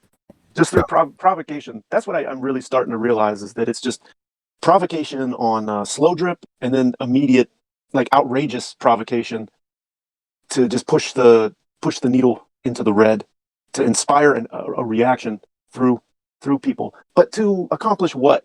Like just a new economic system? Or is it just a marriage of madness and bad ideas with a unlimited budget? There must be some sort of underlying principle where someone thinks that they're doing something for the greater good, right? Like what motivation could there be other than to just cover up the lie that started so long ago to keep business moving? Like what could be the motive? Does anybody have any idea what the fuck is going on besides you? Well, what the fuck else would we do, right? I mean, not we, guess. not myself not included, right? Like, yeah. I could fucking, you know, the only reason I really work is to earn money and use the money as a tool to acquire the things and the right. know, the other means of, you know, ability to do the things I want to do, right? Like, so my logic at the moment is to accumulate the tools that I need to become 100% self-sufficient, right, and sustainable, and not part of society whatsoever. I need to have certain things in place to set myself up for that, and the only real way to do it is either like through a bartering system, which more often than not, you're not going to come up with exactly what you wanted in the end. I got you go with what's available to be bartered with. And then, you know, so it's like, you know, to me, I just look at it as exchange for time for money. Yes. I don't fucking have any emotional or, you know, attachment to it. It's just for, you know, it's just an exchange. And once I have enough tools accumulated to, you know, free myself, then I free myself. And that's I see. So you say, I guess your goal is to not have an emotional attachment to it, but it seems like anytime Mumbles goes to the store, which is some of my favorite stories, there is an emotional attachment to it, which would be, just utter frustration, which I share with you. So I would suggest that like exercising the ability to, I've not acquired this ability to remove my emotional self from that system. Yeah, obviously these concepts of time and money and caloric burnings to acquire what we need to get the independence, or not. You didn't say independence. You said Interdependence. and get to whatever to get out of the shit show as much as possible. Oh, sovereignty. Sovereignty. I don't use that S word. That's a loaded. Boy, there's a net for some fucking some high thinking retards. Anyway, so let me have the stenographer read that back. Hurry up. What's the point, man? I don't know, bro. Listen, I'm smuggling too much data. Smuggling too much data. Yeah, you're like over your limit. Yeah, I can't handle it anymore. Let's just quit. So practical. Here's the segment of the Breaking Wind season 2. This is the Wild Deuce Chase after all. Yeah. What is the next segment? Let me see. We'll call it practical application. Oh. All right. Well, so our goal, we share a common goal, which is to use time and money as tools to gain our independence from the shit show narrative, right? I don't use that I word. Yeah, I was looking for another word. But that's what okay, who cares? Use any word you want. I know what you mean. What word do you use? Fucking, I don't know. Sovereignty or independent or How do you say independence? Like, yeah, God, how do you say that?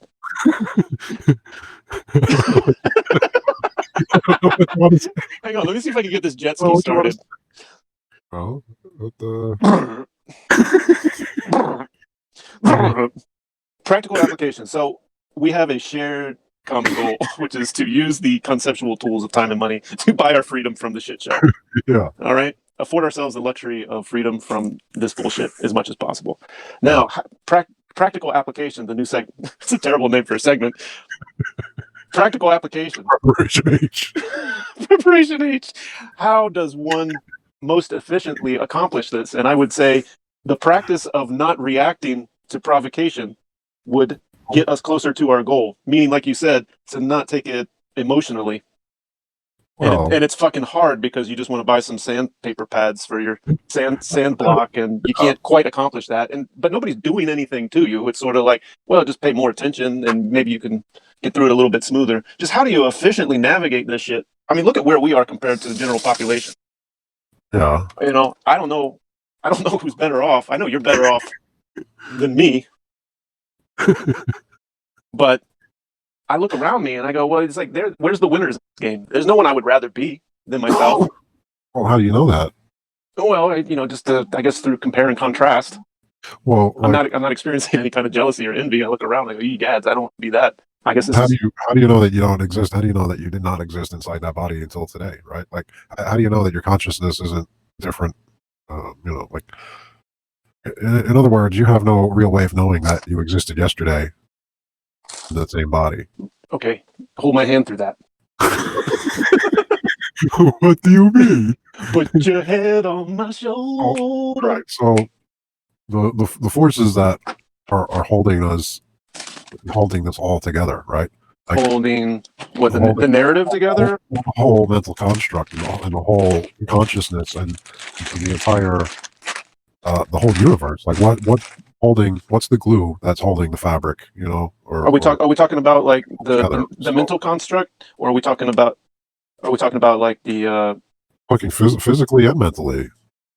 Maybe it's an inseparable relationship, and it's a fallacy to separate the two. Maybe they just go together, hand in hand. Right, because the consciousness is tied to a physical object, and it can't experience anything unless it's tied to the physical object. So the consciousness is attached to the physical object to experience itself. How does it tell time, and how does it know to stay attached to the same body every fucking day, if time is even a thing? And then that's like the whole, so like, what's keeping it attached to your body versus a different body? Okay. Right? So when you have an outer body experience, what is your body actually doing while you're absent from the vessel? Is it taking on another spirit, or vice versa? You know what I'm saying? Right. Well, okay. Let me jump in real quick. See if we can ping pong this a little bit. Get nowhere fast. When I think of time, I think of just like a ruler. It's just an arbitrary measurement, like a Tweedlebot or a Tweeby. A minute and a second. It's a description, like a word, or just like numbers describing. I don't know what. Describing what? The flow. The numbers are just what we call life. It's just like you could call it anything. But so is time? Are we just so stuck in the way that we calculate, or the way we perceive events and the way we perceive ourselves? Like it's just the belief in time is actually like the disease itself. Like is the prison. Yeah, I mean that's what I'm trying to get at is right. the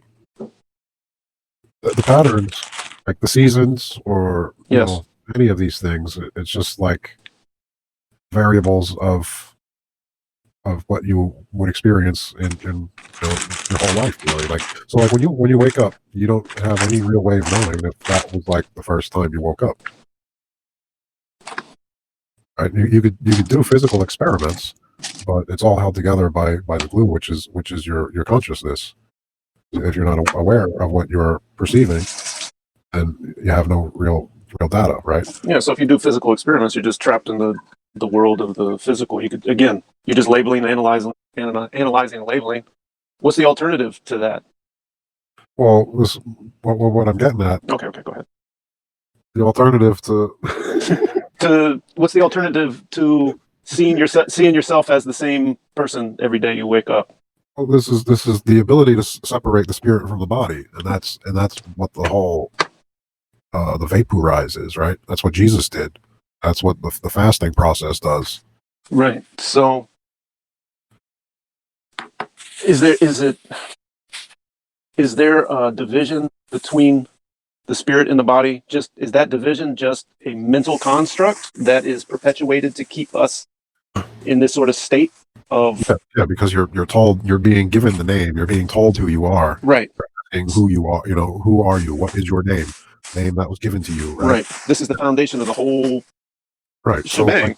So all of the memories that you have in your database, you have no real way of knowing if they actually happened, right? Like, all right, so maybe your body has scars, but you don't know which one came first, right?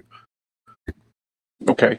So like I could fall off my fucking hospital bed and get a fucking a cut on my head, but have a different memory implanted to explain why I have the scar. You know what I'm saying? I kind of don't. So you could fall off your hospital bed.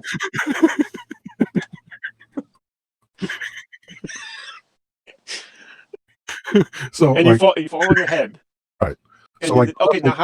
So vessels that were in already. Hold my hand.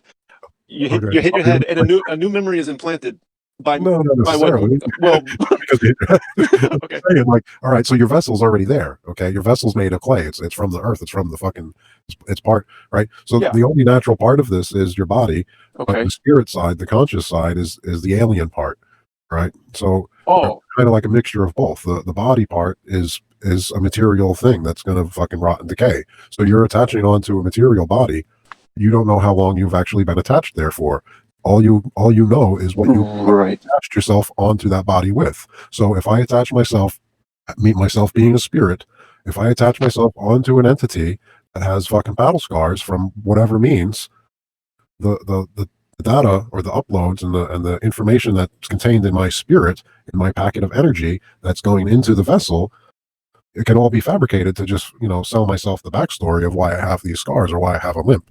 Right, to either mask actual things, or to make it like, so it's like a mental projection, right? So like if I fall into a body and I got all these fucking scars and I was told I was in the war and I got all fucked up in the war, then I'm going to have one set of parameters that are going to dictate and guide my energy for the course that I'm attached to the body, right? Versus if I'm just told like, oh, he was in a car accident, whatever. I'm the victim of a fucking Jew driver, right? Or I'm not a victim of a fucking military, right? So it's like that's going to project my path while I'm attached on this vessel, right? All right. Well, so there's You have no real way of knowing how long you actually existed, other than the mental construct that you were, you arrived with. and it's reinforced every day, just through the repetition of being physically bound in this world that it appears there's no alternative. Like, a birthday is a birthday in the mind of an average Joe, right? A birthday is a birthday. It's not a countdown to the end. It's not a mind fuck to make you worship death to kind of expedite your that's really what it is. It's recycling. So, but for right, you fucking cut up your time into pieces. That's all right. it is.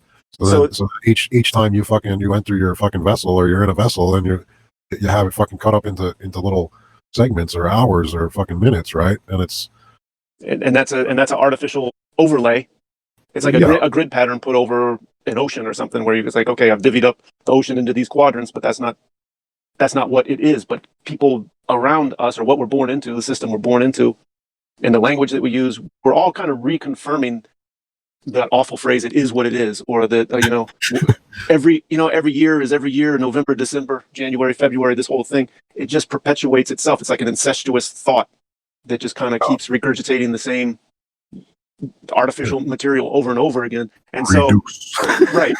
So when we wake up with, so thinking about the physical world, the idea, the concepts, time, money, all the big bangers, calculations, measurements. It's difficult to wrap your head around, right? Because we're in it and we're part of it. And, right. And it's sort of necessary to have the two go together without that initial.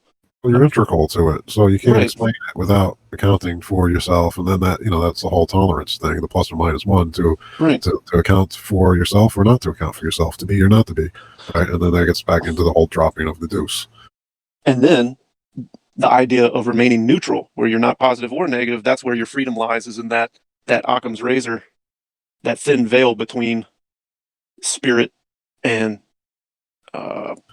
world. I guess which is not eating the apple, or never setting that whole system in motion, right? Right, which is the metaphor of sin. Sin is to not resist temptation, or what I would suggest is like practicing not reacting, either happily or angrily, to say money. You know what I mean? Like you say, you acquire the money as a tool, but you remain neutral. So you're still talking about like a set of morals and things like that. No, I'm not talking about morals. I'm just talking about the way those stories, the way the words are used. Right. You know what I mean? It's like whether it's I can kind of see the metaphor or the poetry of it without swallowing the dogma of it. I like to swallow dogma. Dogma. Yeah. So would you say spirit is just like a how did you say, like a hologram has everything in each piece of it, like a broken mirror or a drop of water? Oh, yeah, and sort of. So it can be packaged, but it contains the whole. Or are you thinking or saying that each packaged spirit is unique in its own way? Oh, like that bucket that can be transferred. Well, it's all made of the same stuff, but it's going to have a signature, right? That's what I'm not so sure about. Like maybe a universal signature where it's just all this stuff that builds up while we're in this package. Like our personality is complete. That's why it tries to attach itself to something, and that's why it tries to name itself, and then that's why it just keeps like every name is an incantation to the person that held the name before, right? So once the encapsulation is gone, or the physical vessel is gone. Yeah. So if I want to change my name to Jesus Christ, I'm gonna encapsulate all of the energy directed towards that name. Right. That's what made Charlie Manson's character so awesome, because he took that one extreme and merged it with that other extreme, and it was the perfect blend and the most hilarious comedy ever. Oh, you mean Marilyn Manson or Charles Manson? Charlie. Oh, okay. when Charlie talks about Jesus, the black Jesus down in Florida having a good time. All right, yeah. I was wondering what two characters we were talking about. The two characters, Charlie Manson and Jesus, go together. Yeah, it's a great.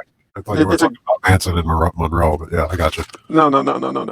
But it's just the power of that sort of brain fuck, putting that before, an overwhelmed, mesmerized population, showing them what's supposed to be this, murderer who's not a murderer, who's nonsensical but completely sensical, and then referencing the the end all be all character that embodies the perfection of spirit and body. I mean, it's brilliant to put that in front of people psychologically, I guess. That's the value of using that same character to be the quote unquote leader of the free world, because that contradiction just kind of follows, like your personal encapsulation. Like every day you wake up and you believe you're yourself, getting triggered constantly through the entertainment and the media and the news that you take for granted is telling you the truth. You start to kind of lock yourself in deeper and go deeper into character, even like you believe your values, and then you start to make decisions based on your values, or the more attention you give to these artificial concepts, and the more people who do the same thing, it starts to lock in this idea that there's only one reality. Reality just is reality, or November is November, and people can't even escape that. Right. And that becomes the world, and life would be the spirit that is not personalized, not defined, sort of that holographic, the part is in the whole, or the whole is in the part. Right. And then just being a person, or not a person, but being a human or whatever, being this vessel. That's the homework, man. Just fucking figuring that out. Practical application, baby. Well, be like Jesus and Charles Manson. I think that's good advice to give any kid. Oh, but like they're the same thing. Same entity there, right? Yeah. That's what I mean. It's like the contradiction is embodied in this perfect blend that's like so hard to digest for a regular, what I always say, binary thinker, right? Like this is right, this is wrong, this is true, this is false. And it's like holding maybe in your head and not emotionally reacting to any sort of like provocation, be it good, be it temptation. I guess provocation would be temptation, right? Get you to do something you wouldn't normally do. Like you wouldn't normally work a particular type of job to make money unless the money was so high. Then you're not resisting that temptation, and then so that locks you further into the world. Right. It's just semantics. Yeah. But it's pretty interesting that there's some ability to make frictionless decisions if you can keep that Jesus Manson in your mind without having an opinion. Like it's great to not have an opinion about anything. I'm pretty oblivious to a lot of stuff that goes on in the shared reality and judgments. And it goes back to what we said something earlier about expectations. Like you have an expectation. If you set the expectation that you're a good Christian or something like that, and then you go and you have a groovy night out and bang somebody's wife or something like that, you're not going to be able to you're not going to be able to digest it like a real man. You're gonna beat yourself up and think that you're going to hell, or that something like that. Or you can just look at it and be like, you know what, banging somebody else's wife is just not good for me or for anybody else. Maybe I'm going to refrain from doing that again. Right? If there's a potential that somebody's feelings can get hurt, then you probably shouldn't do it. Yeah. So that's a good rule of thumb. But I think those lessons are learned through experience. But it's also helpful through I don't know, metaphor or parable or poetry or stories. Well, there's a lot of hypersensitive people too. So yeah, there's that too. But you can learn a lot. Like you go through a bunch of different kinds of books, and you watch a lot of like these kind of movies, like Johnny Mnemonic. Like you can pull stuff out of it and sort of make your own sort of customized perception of things. But it doesn't seem like you've never tried to convince me of it. You don't have a particular Mumbles dogma. Well, this is the whole thing. There's a whole lot to it. Like it's a work in progress always. There's so much picture that you can't to try to explain it in words. It'll take forever. It's fallacy, right? But it's fallacy to even try to explain it in words. Like the best thing you can do is just, wow, that's crazy. Just be yourself, right? Paint the picture. Just paint the picture. Speaking of which, have you done any paintings lately? Just on the house, yeah. Just on the house. That's a lot. Big painting. Yeah. I've been thinking of stretching the canvas out though. Does it get cold in the basement? You got heaters down there? There are heaters, but I don't have anything on yet. It's still 65 down here. Oh, it's not snowing? Oh, it's snowing. 65 and snowing. Oh, I'm saying inside in the basement. Oh, inside in the basement. Yeah. Outside it was snowing earlier, but looks like it stopped. Well. Oh yeah, it's exhausting. Oh, I don't know. Where do we go from here? Well, it kind of makes me think about no one ever lets you go too deep on trying to figure out what dreams are, or what a physical death is. That seems to be Right. So, like, seems to be rich territory for exploration. Like when you're dreaming, like that dreaming state, like the spirit could very well be leaving the body and just encompassing another empty vessel. Like, what the term what is it? NPC? Oh yeah, that's a real hot. It's a real hot one right now. Is it? Yeah, I'm not really into that because where it came from, I watched the progression. It's just kind of weird from my perspective, just dehumanizing people who are highly irritating or fucked up and not really participating in life, on any sort of like creative manner or something like that. Like they're just soulless zombies, I guess. Yeah. Well, so what part? What don't you agree with as far? Well, as, I mean, it just seems like not non-player controlled, like AI, like character, right? Non-player character. Where I guess it's like on a. I don't play video games, but it seems like there's characters that are not involved in the storyline. Well, no. So they just kind of hover. Is the non-player, right? It's like the non-player character, basically. So, like, if I'm playing like Assassin's Creed, I'm the player. I'm playing the character, going through the video game, and everybody that's in the video game is programmed and has automated responses to me being the player. So I could walk up to the guy and be like, press X to engage in a conversation, or I can walk up there and beat his ass out for no good reason. Right. But if I walk up to him and press X and then engage in the conversation, okay, he has a preset set of fucking responses, right? Or the other characters that are just like programmed to be there, or just whatever. You'll see, like, just kind of like walking into the wall, or sure. Like, that's the way I envision it. Yeah. In the game, right? Right. So yeah, for me, just personally, I get it. Well, like, but it seems like defining anything like that doesn't really help me. Well, if we're in a simulation, right? So if we're conscious, that's the premise I have trouble with. We're conscious within the simulation, right? So we're able to depict or decipher which ones are just non-player characters where there is no spirit. It's just an empty vessel, and they're just there, right? So now you could hack your fucking chromosomes or unlock your codones and be able to reinsert yourself or your player into another vessel. So it's just the vessel.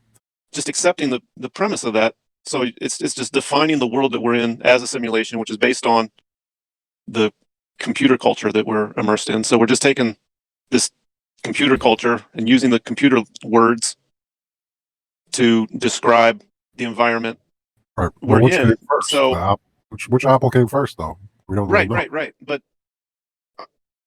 so the I think what it is the NPC meme is so popular and it's grown so quickly. I'm hesitant to pick it up and use it as a metaphor description of the world I'm in. And so I guess I'm okay with not knowing where it came from, because I don't know, it just seems like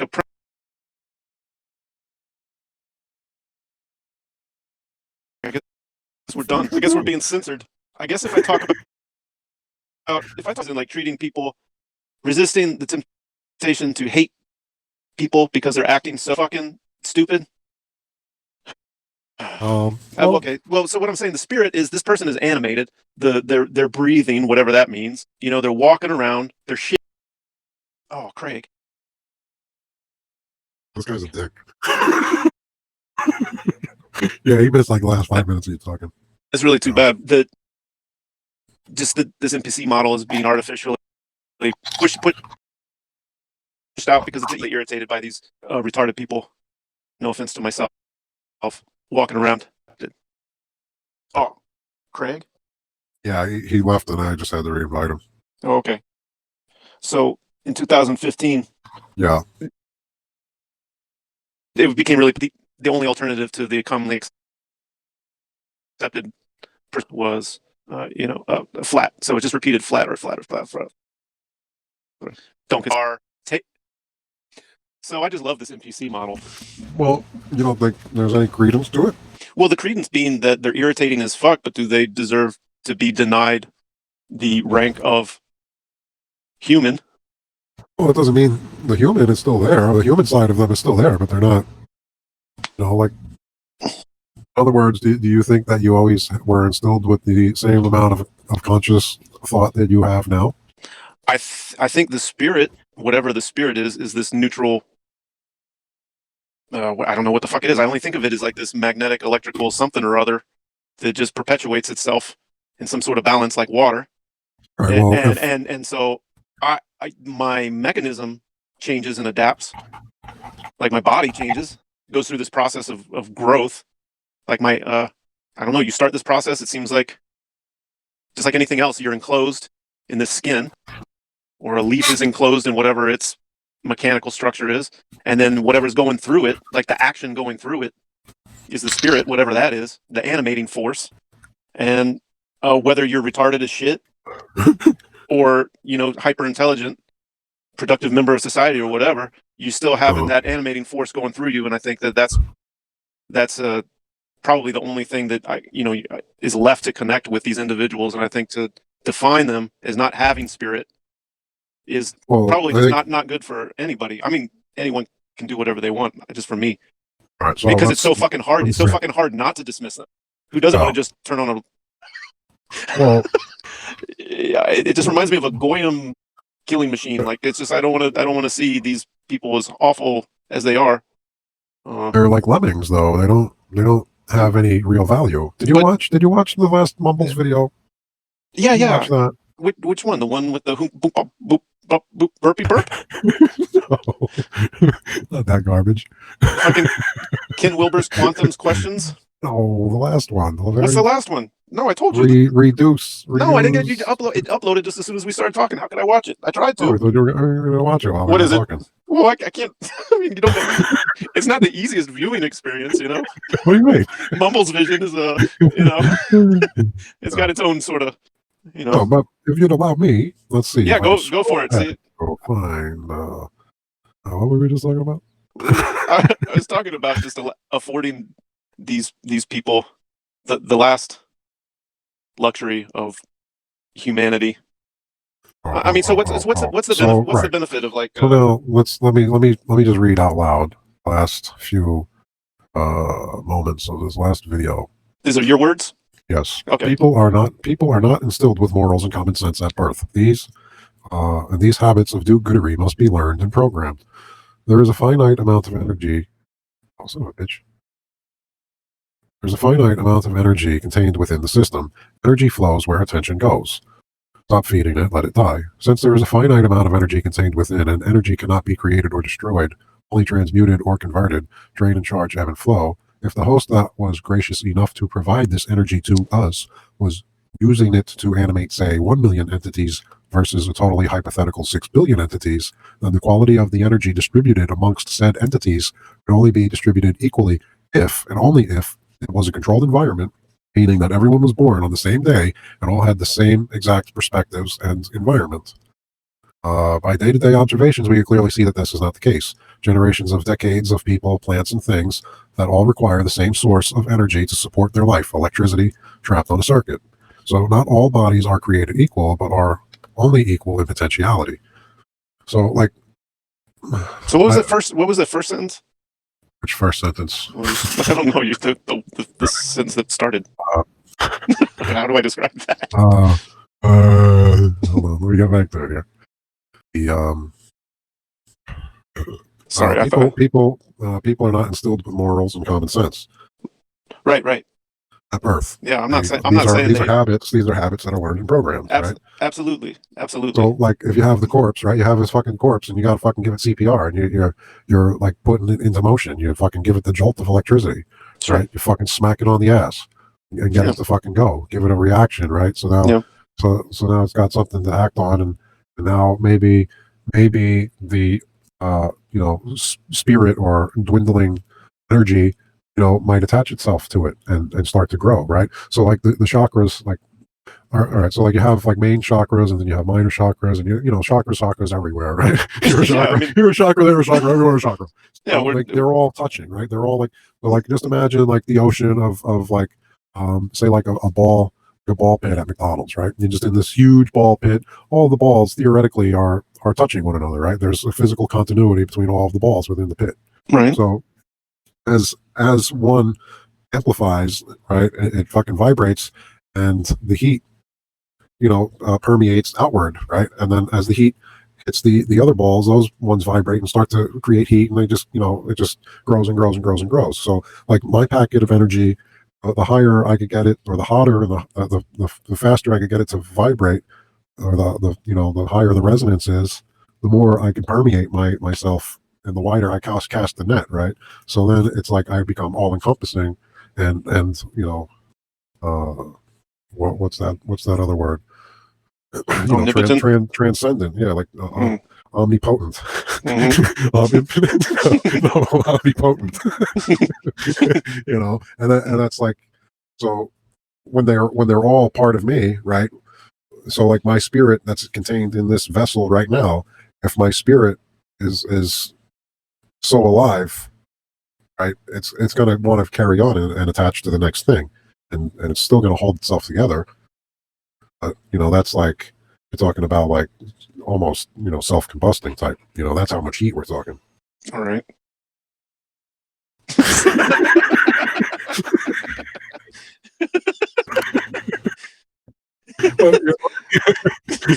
This practical application segment's taken its time. So like you could basically masturbate as much as you want. Yes. Because that's just practice. All right. So there we are. Of the self-combustion. That'll hurt you back, but yeah, well, you don't want to get that stuff in your beard. No. Listen, there's a lot to be said about giving oneself a pearl necklace, and I think ultimately you need to become master of the house, and reclaim the throne, and realize that like every day is just like an eternity, right? So like you just wake up, and some days, some eternities you might have money, some other eternities you might not have money. It's like you're not always, it's only bad when every existence you have is like a negative one. So it's like every day that you wake up is like a rebirth, kind of. Right, exactly. Just like well, again, there's another metaphor that's real useful. If you wake up in the morning, there's a rebirth, and then you respect at the end of that day you're going to die. It changes your perspective on things, and maybe you don't set expectations in the same way, and then maybe you can start to kind of get out of this repetitive, self-reinforcing idea that you are this particular thing, and then you can start to dance a little bit more in the realm of the spirit. I guess when I think of the spirit, I just think of that neutral electromagnetic, whatever, lack of a better term, kind of gravy that we simmer in, and it doesn't have an opinion, and it doesn't get customized by personality, and it doesn't carry morals or values or anything. It just gravy. It's just the gravy. We're just in the gravy, and everybody's got the gravy in them. Wavy gravy. It's the wavy gravy. There you go. Oh. It's the wavy gravy, and that's BJ's. That was BJ. One of BJ's hot BJ's flavors, come Jerry's. That is come chin bushin. Hold on, you got some dribble. I think that's why they broke up. Look back of my head. Too chunky. Too many chunks. It's too much of a good thing, BJ. I think that's where those type of people wind up destroying themselves, is because they have to exist so they have to entrench themselves so heavily into the material world that it creates madness. And I think maybe that dysfunction of iced creamery. The iced creamery. I think that's what's caused. Well, who gives a shit? Because Craig will just stop recording. Oh, fuck Craig! If I start making any sense. Horse he rode in on. Well, yeah, no, we got what we paid for. But lose it throughout this whole thing. Yeah, sure. I wish it could have been recorded. Always very well. That part wasn't that exciting. You didn't miss much. We're treating the other humans with dignity. Didn't miss anything. Yeah. I mean, I'm all for the extermination of those lesser than me, but I don't know. It just gives me. I take pause sometimes when I think about. Yeah. I guess if you look at an animal, we use an animal as an example. You feel some connection there, right? There's a spirit running through the animal, the same force running through that animal, and then when you get into whatever. Well, not really. Fuck it. I mean, a personality is just this it's just an after fart of expectations that you are a thing. There. Like you got a little bit there. There's a little bit there. A little bit. There's a little bit there, but Well, it's eating and it's shitting. well, yeah, but what's the quality of it? What's the what? What is its quality? Oh, well, I don't know. Does that matter? Well, I would rather have one fucking free range pig than a million fucking industrialized fucking factory farm pigs. Well, yeah. So would any sane person. Okay, so then what is the value or what is the quality of the life? What is the value of the quality of the life? All of those other pigs that are in the fucking born and raised in the slaughterhouse are all going to have personalities. Well, they're just alive. I mean, that's Okay. it. I mean, that's it. If I Like, take one of those pigs out of the slaughterhouse and I put it on my farm, it's going to show its own unique personality compared to the ones that were born and raised here. yeah. Okay, so But it's still alive. It still eats and it shits. which personality deserves to live? Both of them? All of them. All personalities? So Well, you who's would going rather to kill them? But this is what I'm saying. All of this intention, whether it's a low level or a high level, or high amplitude, low amplitude, or like it's still putting out. It's an energy field, right? So like you got all these animals living in fear their whole lives from fucking cradle to grave. Yeah. You think that's good for the atmosphere or bad for the atmosphere? For the atmosphere? Oh, that's what is the atmosphere? Well, what do you mean? The whole atmosphere, everything is water. It's all mist. It's just different Right. forms of water. Well, And water, are we talking water about? water is programmable. Water can hold a memory. So if you have a million squealing pigs putting out bad intention because they know their life is shit and they're going to die in a horrible fucking death, all of that fucking water is being programmed and circulated throughout the atmosphere. Right. Right. So now we're bathing in it. Right. Downstream, we're fucking swimming in their fear. Right. Well, why would we want to have that versus a pig like, born in my care? Well, that's not. Well, But what my point is, no, there's a quality well, of no, there's life. there's obviously a quality So because I'm. I would rather have quality over quantity, and Well, that's the I would point of, like these non-player characters. Well, Just fucking get rid of them. They're taking up fucking energy. we have the same opinion in the sense that I prefer quality over whatever the low quality, obviously. One fine piece of ass ain't worth a dozen fucking hoes. But that's not the situation we have. That's not the situation we have right now. We live in Get back in my stable, bitch.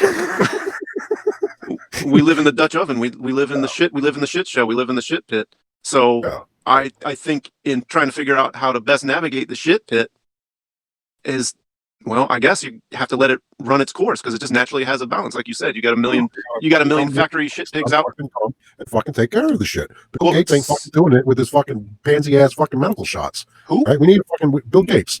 Put the fucking needles and the fucking virus bullshit. We need an iron fucking fist. So you're calling for the final solution? We need another fucking another Reich here. Well, I think all these fucking pretend Nazis, not like the ones that pretend to be Nazis, the passive people that aggressive are ones. all there just fucking pretending not to be fucking hateful. Yeah, the ones who say the ones who call themselves and are not. Yeah, they should just show their fucking true colors, and then the shit will sort itself out. And Well, that's a different scenario. Yes, will live, and the people that deserve to die will die. Well, I think that's exactly the process that's in play right now. It's just but they just got to make a pretty penny off of it Oh, how fucking long are they going to drag it out? until it stops making money. Look at how much money it makes. makes. Band-aid off a little quicker, No, see, you would like that. That's why it can't happen. But then look at all the fear that it would put in the rest of us to keep the rest of us fucking in check. No? I don't think so. I think this is the way to go for their perspective as far as doing business. I think this is because it's using every part of the pig. It's eating out. Well, whether the pig want to make money off of it. If the pig is alive, well, they keep running their jet skis don't buy themselves.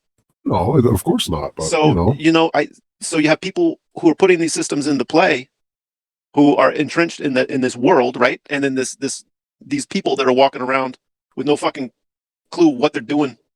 They're not contributing shit. That's the natural balance of having a system like this in play. And so that's the fucking feedback. It's dispersed so much. Of course, right? And so that's how they cushion themselves from the problem. But since it's running.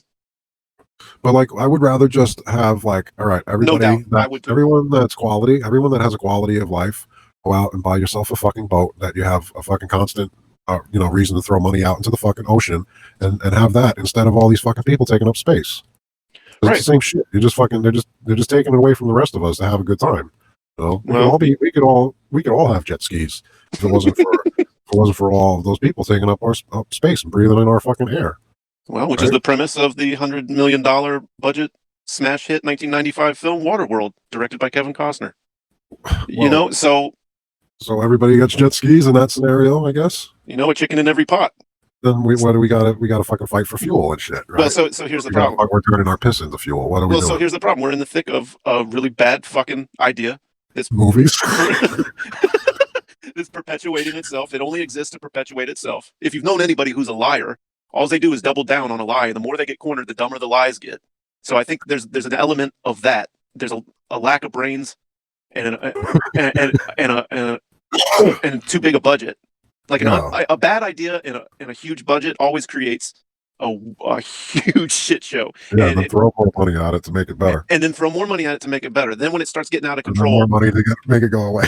and then there you go, it's staying busy. And so then you keep people so preoccupied that they can't figure out, you know, which way is up. And then a lot of people, yeah, they fucking psychologically, physically, mentally, you know, bottom out, and they become this diseased fucking culture that we're immersed in. So we're watching the final days of Russia in the late just think of all 1900s, right?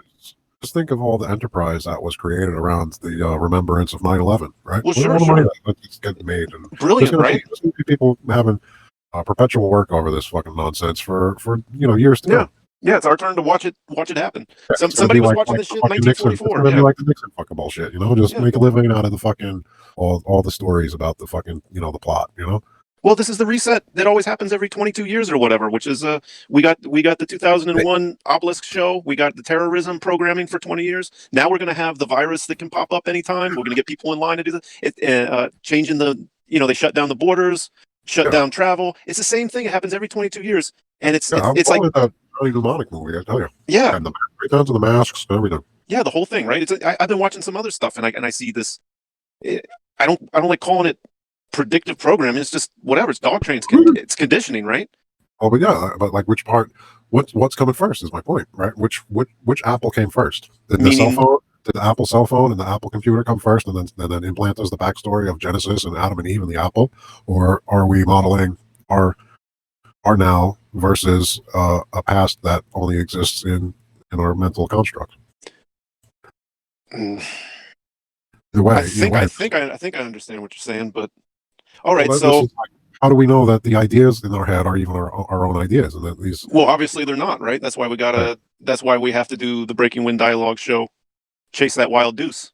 Yeah, we have to chase the Deuce around because try and frustrate pigeon by its toe and knick-knack paddywhack. But give that dog a combustion. Yeah. Yeah, I tried to buy a jacket for the dog the other day. Oh, yeah. That was a real waste of $60. There we go. Mumbles goes shopping. I think we got something there. I still never called the fucking Roomba people back. I was waiting until I could record until I could record the call, but maybe I'll call. Maybe I'll call him and invite Craig on the line. They'll be like, "Who the fuck are you talking to?" Yeah, if you can, please do.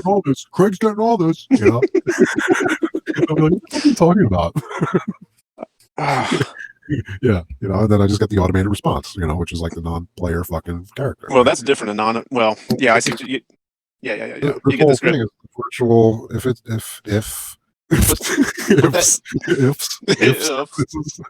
this is a virtual reality, then ifs.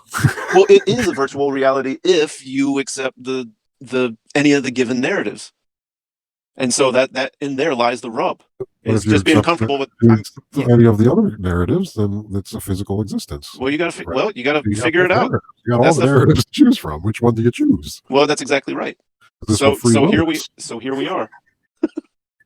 Is this what Free Willy is? What was that? 1995? Oh, Free Willy Deuce. Let's see. I hope it's 95. God, I hope it's July 28th. Holy shit, Free Willy 2, The Adventure Home, 95. No. Yeah. Are you doing now? Are you pulling some sort of fucking? This is fucking Hollywood magic. No, July 19th, same fucking month. No, listen. Same month. Listen, an hour and 35 minutes. Now I'm starting to get suspicious that you're not you're planting these ideas. Well, but this is what Mumble's life is like, all right? So mine too. Speak, therefore I create. So usually me too when I'm by myself. Well, but this is the power when two minds come together. You know, if we had a third on here, imagine what we would do with a turd. Man, polish it right up. Three-way fucking action. Yeah, man. This is how those clubs start. Start diddling each other's buttholes, talking about poop. But it's all just like, it's all just fucking, locker room fucking trash talk, Sure, because but with no budget. I'm not gonna be diddling anybody's assholes. That's for sure. Well, you say that now. Say that now, but when you get a sweet taste of camaraderie, not for sale. When the budget starts to get a little bit higher, you might start to take a second look at that back door. Teenager Jesse becomes you. How much does it take to let somebody enter the exit? How much does it take? Like, how much money does it take? For some people, it doesn't take that much. They just need the promise of fame and fortune. They need a little bit of, I don't know, what do? You blow smoke up their ass and then you put your dick in there? Hello? Yep. Hello? Hello? Well, what happened? I was trying to answer his phone call. I got a phone call. I was trying to answer it to see, maybe it was one of my telemarketing friends. No. See, I don't think we can. 15 new messages from Bulls. I got a message from Craig that says he can't listen to me when I talk. Craig can't listen to you when you talk? That's what he said. Does it say that? He says, I don't want to. I hope this is fucking recording the whole thing. No, man. Look at what Craig says. Where? It says recording error. Cannot send M. Yeah, so you can't send M. What's M? M is 13. Is M 13? That's a 4 circle 3. Well, let's see here. Can't send them. Can't send them. I can't send them. Where did he go? I can't. I see him. Yeah, I see him too. But where do I get to the typing section there? I lost the text. Type of general. Craig can't send you direct messages according. Oh, I think you were sending him a hate mail. I will record up to 6 hours. I thought he stopped recording, so I kept asking him to fucking come back, and he says that he failed to join because he's already joined. Oh, okay. So he better fucking be joined here. Get what you pay for. So what were we talking about? Oh, Free Willy. Yeah. 1995. Teenager Jesse becomes reunited with Willie 2 years after the whale jumped to freedom as teenager tries to rescue the killer whale and other okras from an oil spill. There we go. I think we're getting somewhere. I don't know if I've seen this movie. We got Waterworld. It's talking about it's doing the climate change, fucking polar ice cap melting. We got Free Willy talking about fucking oil spill, and that happens. Yeah. Let me tell you, in my neighborhood, it happens a lot when kids get mixed up with these killer whales, always trying to save them. It's like the new thing. Yeah, they're getting on their high horse trying to save the killer whale from oil spills. So we got oil spills, and then we got Dumbo Drop, which has got to be some sort of. That's got to be a great movie. I can't wait to watch it. I can't wait for you to watch it without me and tell me all about it. Johnny Mnemonic, right? Johnny Mnemonic. You got to get your movie reviews. Just make sure. Yeah, 95. May 26th, 95. This one. May 26th. Data Carrier. This was the Johnny Mnemonic one. So he was 1995. Yeah, that was as well. Yeah, this was May of 95. The other two movies were both July 28th, and then the other one was July 19th. So we got 4 movies all in 95. 3 of them in July. Just randomly, Breaking Wind, Deuce Chase, 4 movies just land in the year 1995. Yeah, we're not the same age. I'm a little long in the tooth. Like Nugget. Yeah, man. You still got a.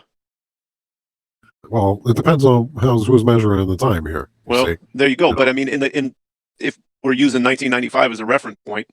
Oh, that was. I'm just going to use the Queen's. Got to do math though to figure that out. That's not going to tell me anything for real as far as experience and the quality of the time that I had. No, I'm not talking about the quality, but the quantity of. But like that's what I'm saying. What the fuck value does quantity have? What quantitative? There's no value to the quantitative state. Well, there's some value to it in the sense of just navigating the world, but not in the sense of life. No, in the spirit, it doesn't mean anything. If it's just empty bodies that you're sending out on the front lines to get fucking shot, then yeah, it's a number game. Well, sure. Or if you're going to schedule to talk to your imaginary friend over the internet app. Why wouldn't you at the supposed 11:30? Right. So there's a practical application for that. Well, yeah, but the dogmatic acceptance of it to turn it into a religion seems to be problematic. That's just because we want to merge the time and the place in the meeting of the minds. If we didn't want to merge time and place and the convergence of the two patterns of thought, then we wouldn't need any well, sure, but we're not there. What are the coordination? Like what is it? Was it coordination fucking plotting system? It has something to do with creamery.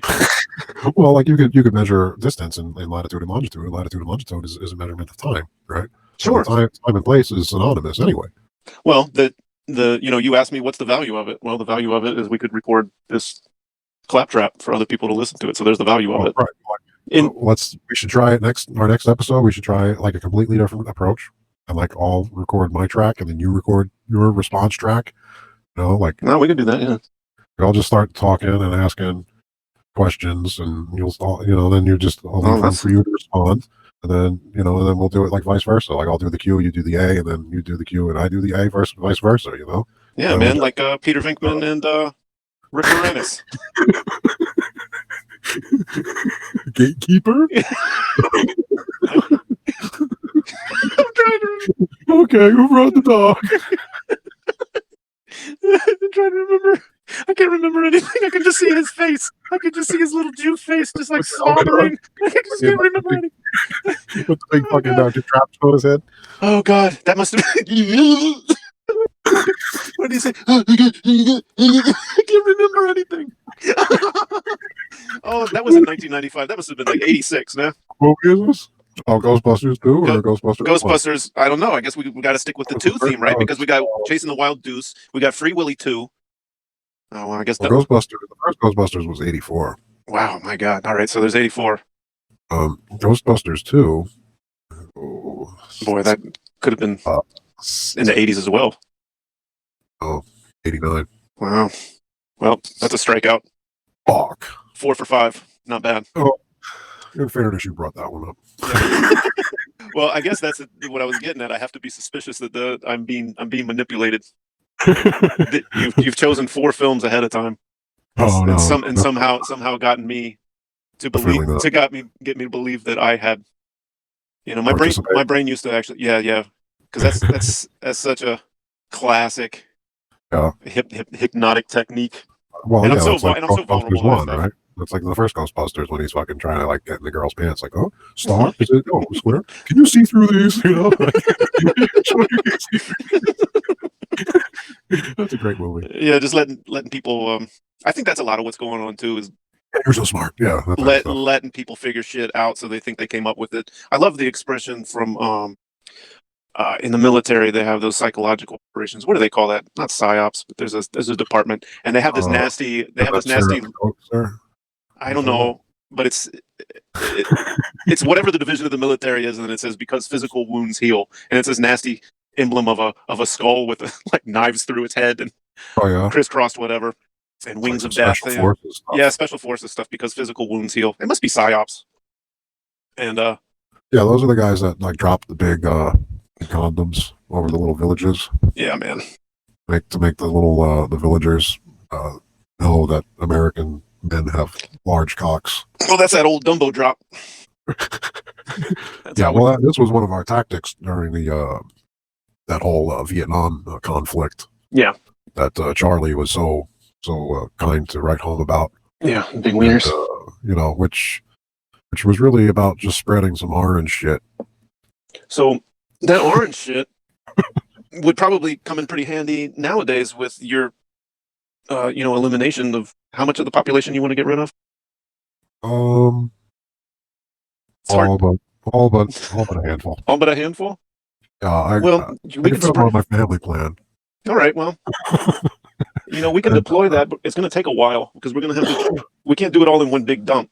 We got to save all the aminals. All right, we got to save all the aminals, and animals on animals. All right, so we can do that, and then we spray what is it, defoliant? But it's not actually defoliant. It is defoliant, but yeah.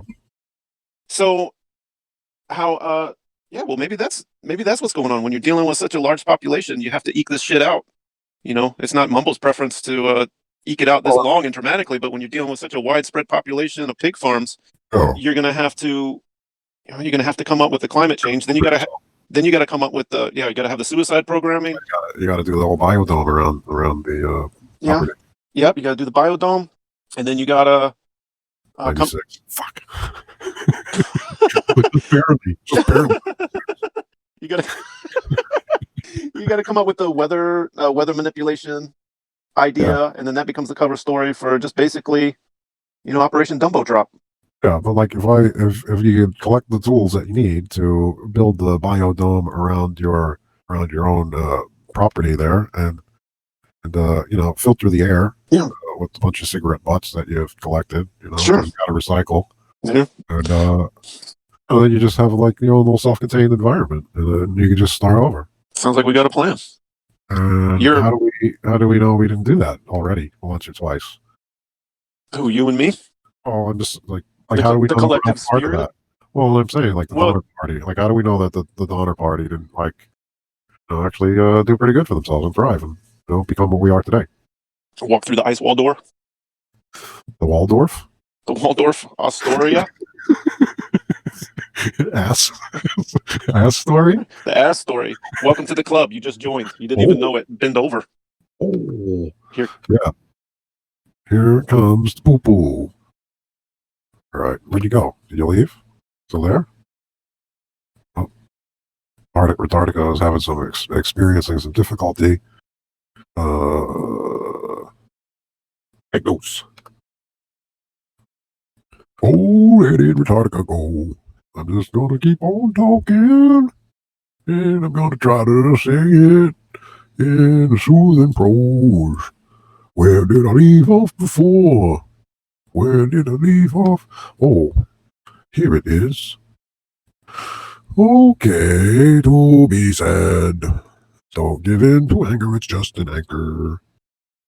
Take a closer look. Take a closer look. What the fuck is going on with this? Well, it seems like my privileges have been reinstated. The energy who has always been red. This land is their land.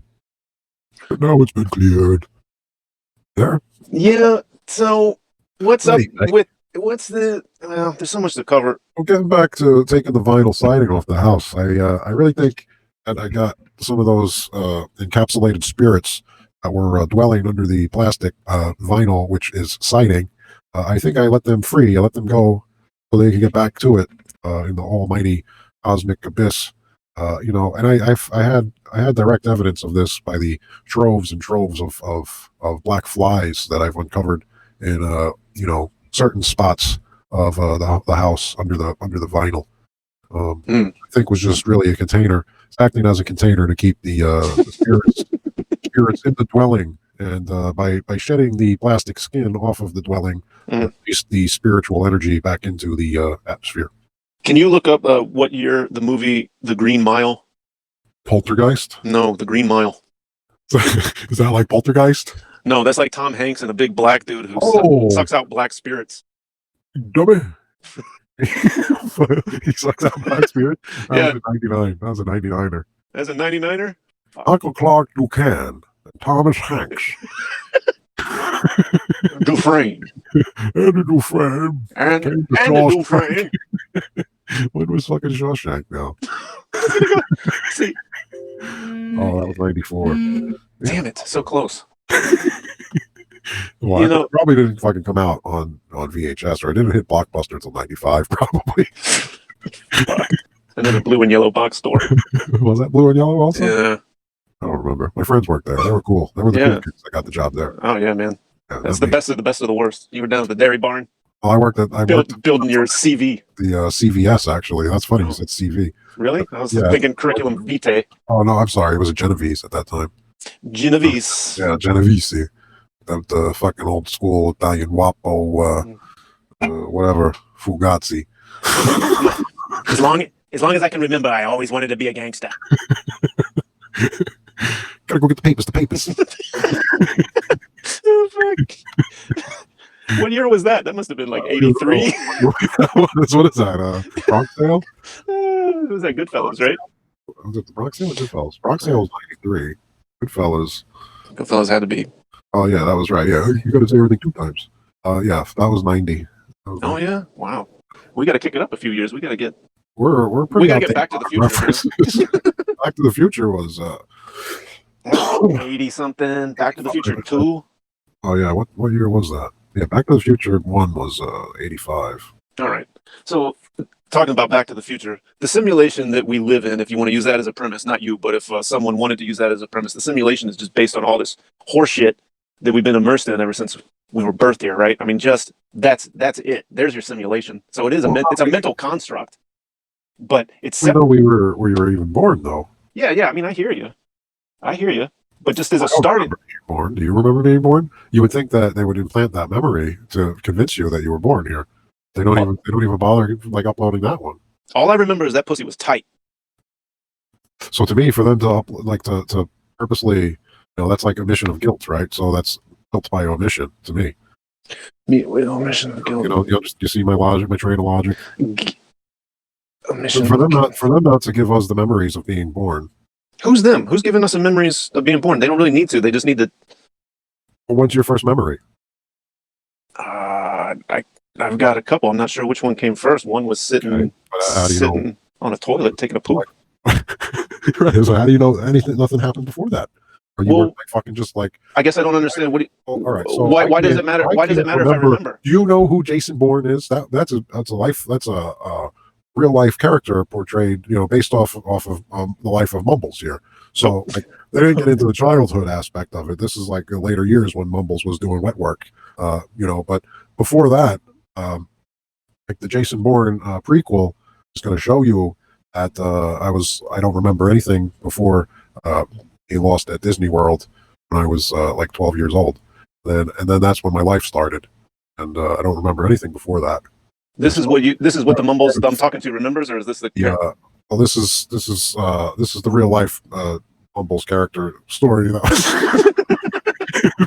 was based on the Jason Bourne movies. So like he woke up basically in Disney World, and part of this top secret spy program, like the Mickey Mouseketeers, right? Uh-huh. So like that was like a extension of Operation Paperclip and Project Bluebird. Where the Nazis basically came over and rewrote the history to make them seem like they lost. So this way we wouldn't, realize we were under some sort of, foreign rule, right? So this is the premise of the Jason Bourne movie. Who is? No, we're not talking about Jason Bourne's movie. I'm talking about the Mumbles life character that was based off the Jason Bourne movies. And this was started in 1995. Yeah, that was the first time I remember waking up at Disney World. Yeah, all right. And, I couldn't get the rubber chicken that I wanted. All right. That was like the first. That was what set my your clock ticking. Well, right, like that's when they activated me, right, and put me into play. Well, it sounds like you got like clandestine. Clandestine. Seems like you pulled the black jelly bean, my friend. Yeah, see, like this is what happens when you flip on them, right? So now, like you ever watch that Salt movie? No. Oh, well, that was based on me too. Was that directed by Kevin Costner? Like after Waterworld, he did Salt World. This was a Kevin Bacon movie. I don't know. Well, it's a Kevin on Kevin crime. Maybe a Kevin Smith. I don't know. But anyway, so yeah, so one guy turns into a walrus. Yeah, that's the one. All right. It's like like how the Soviets implanted a bunch of like children here, back in the day.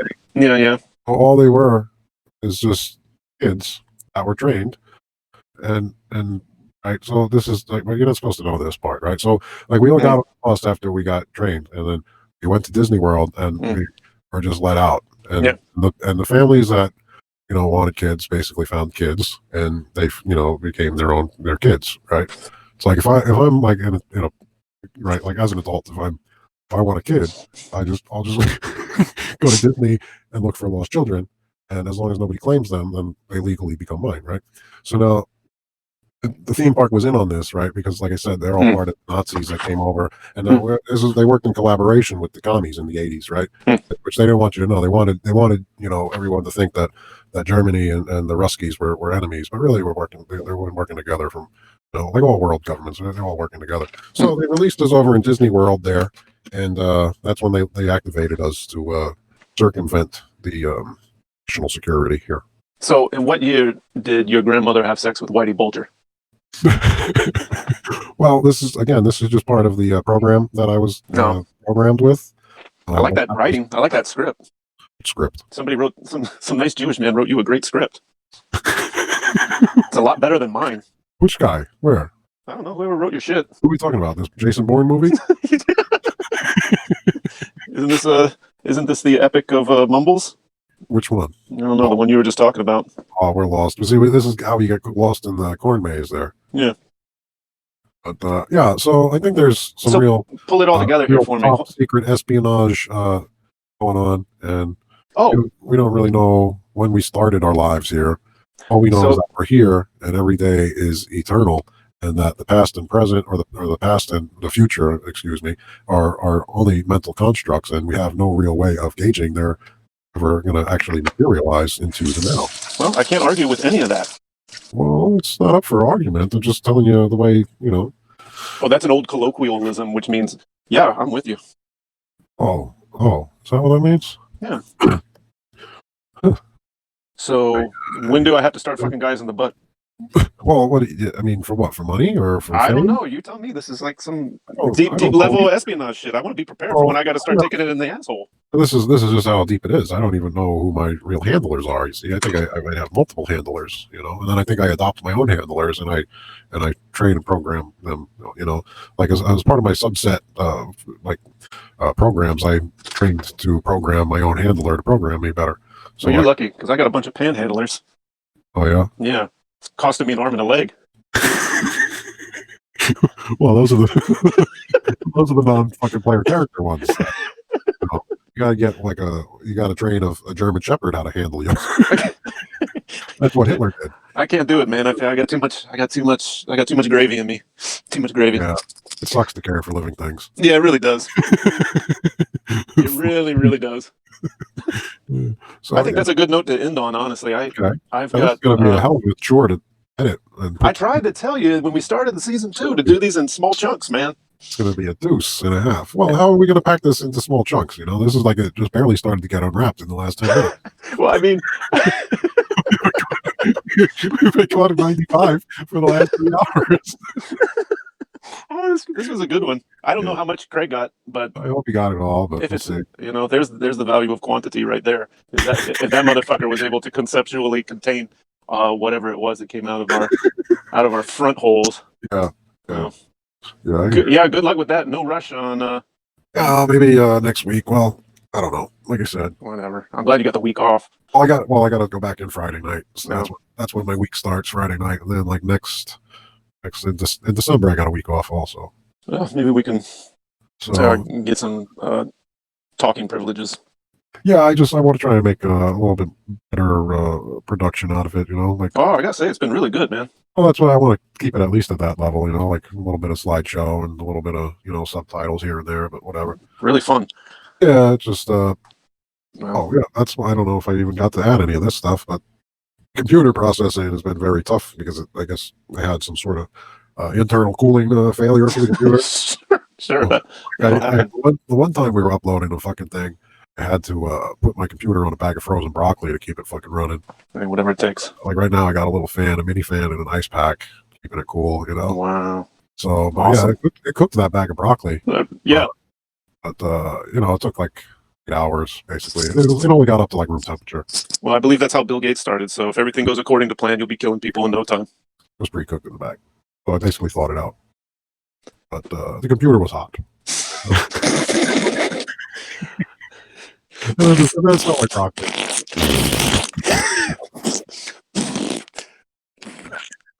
Oh, that's all fucking.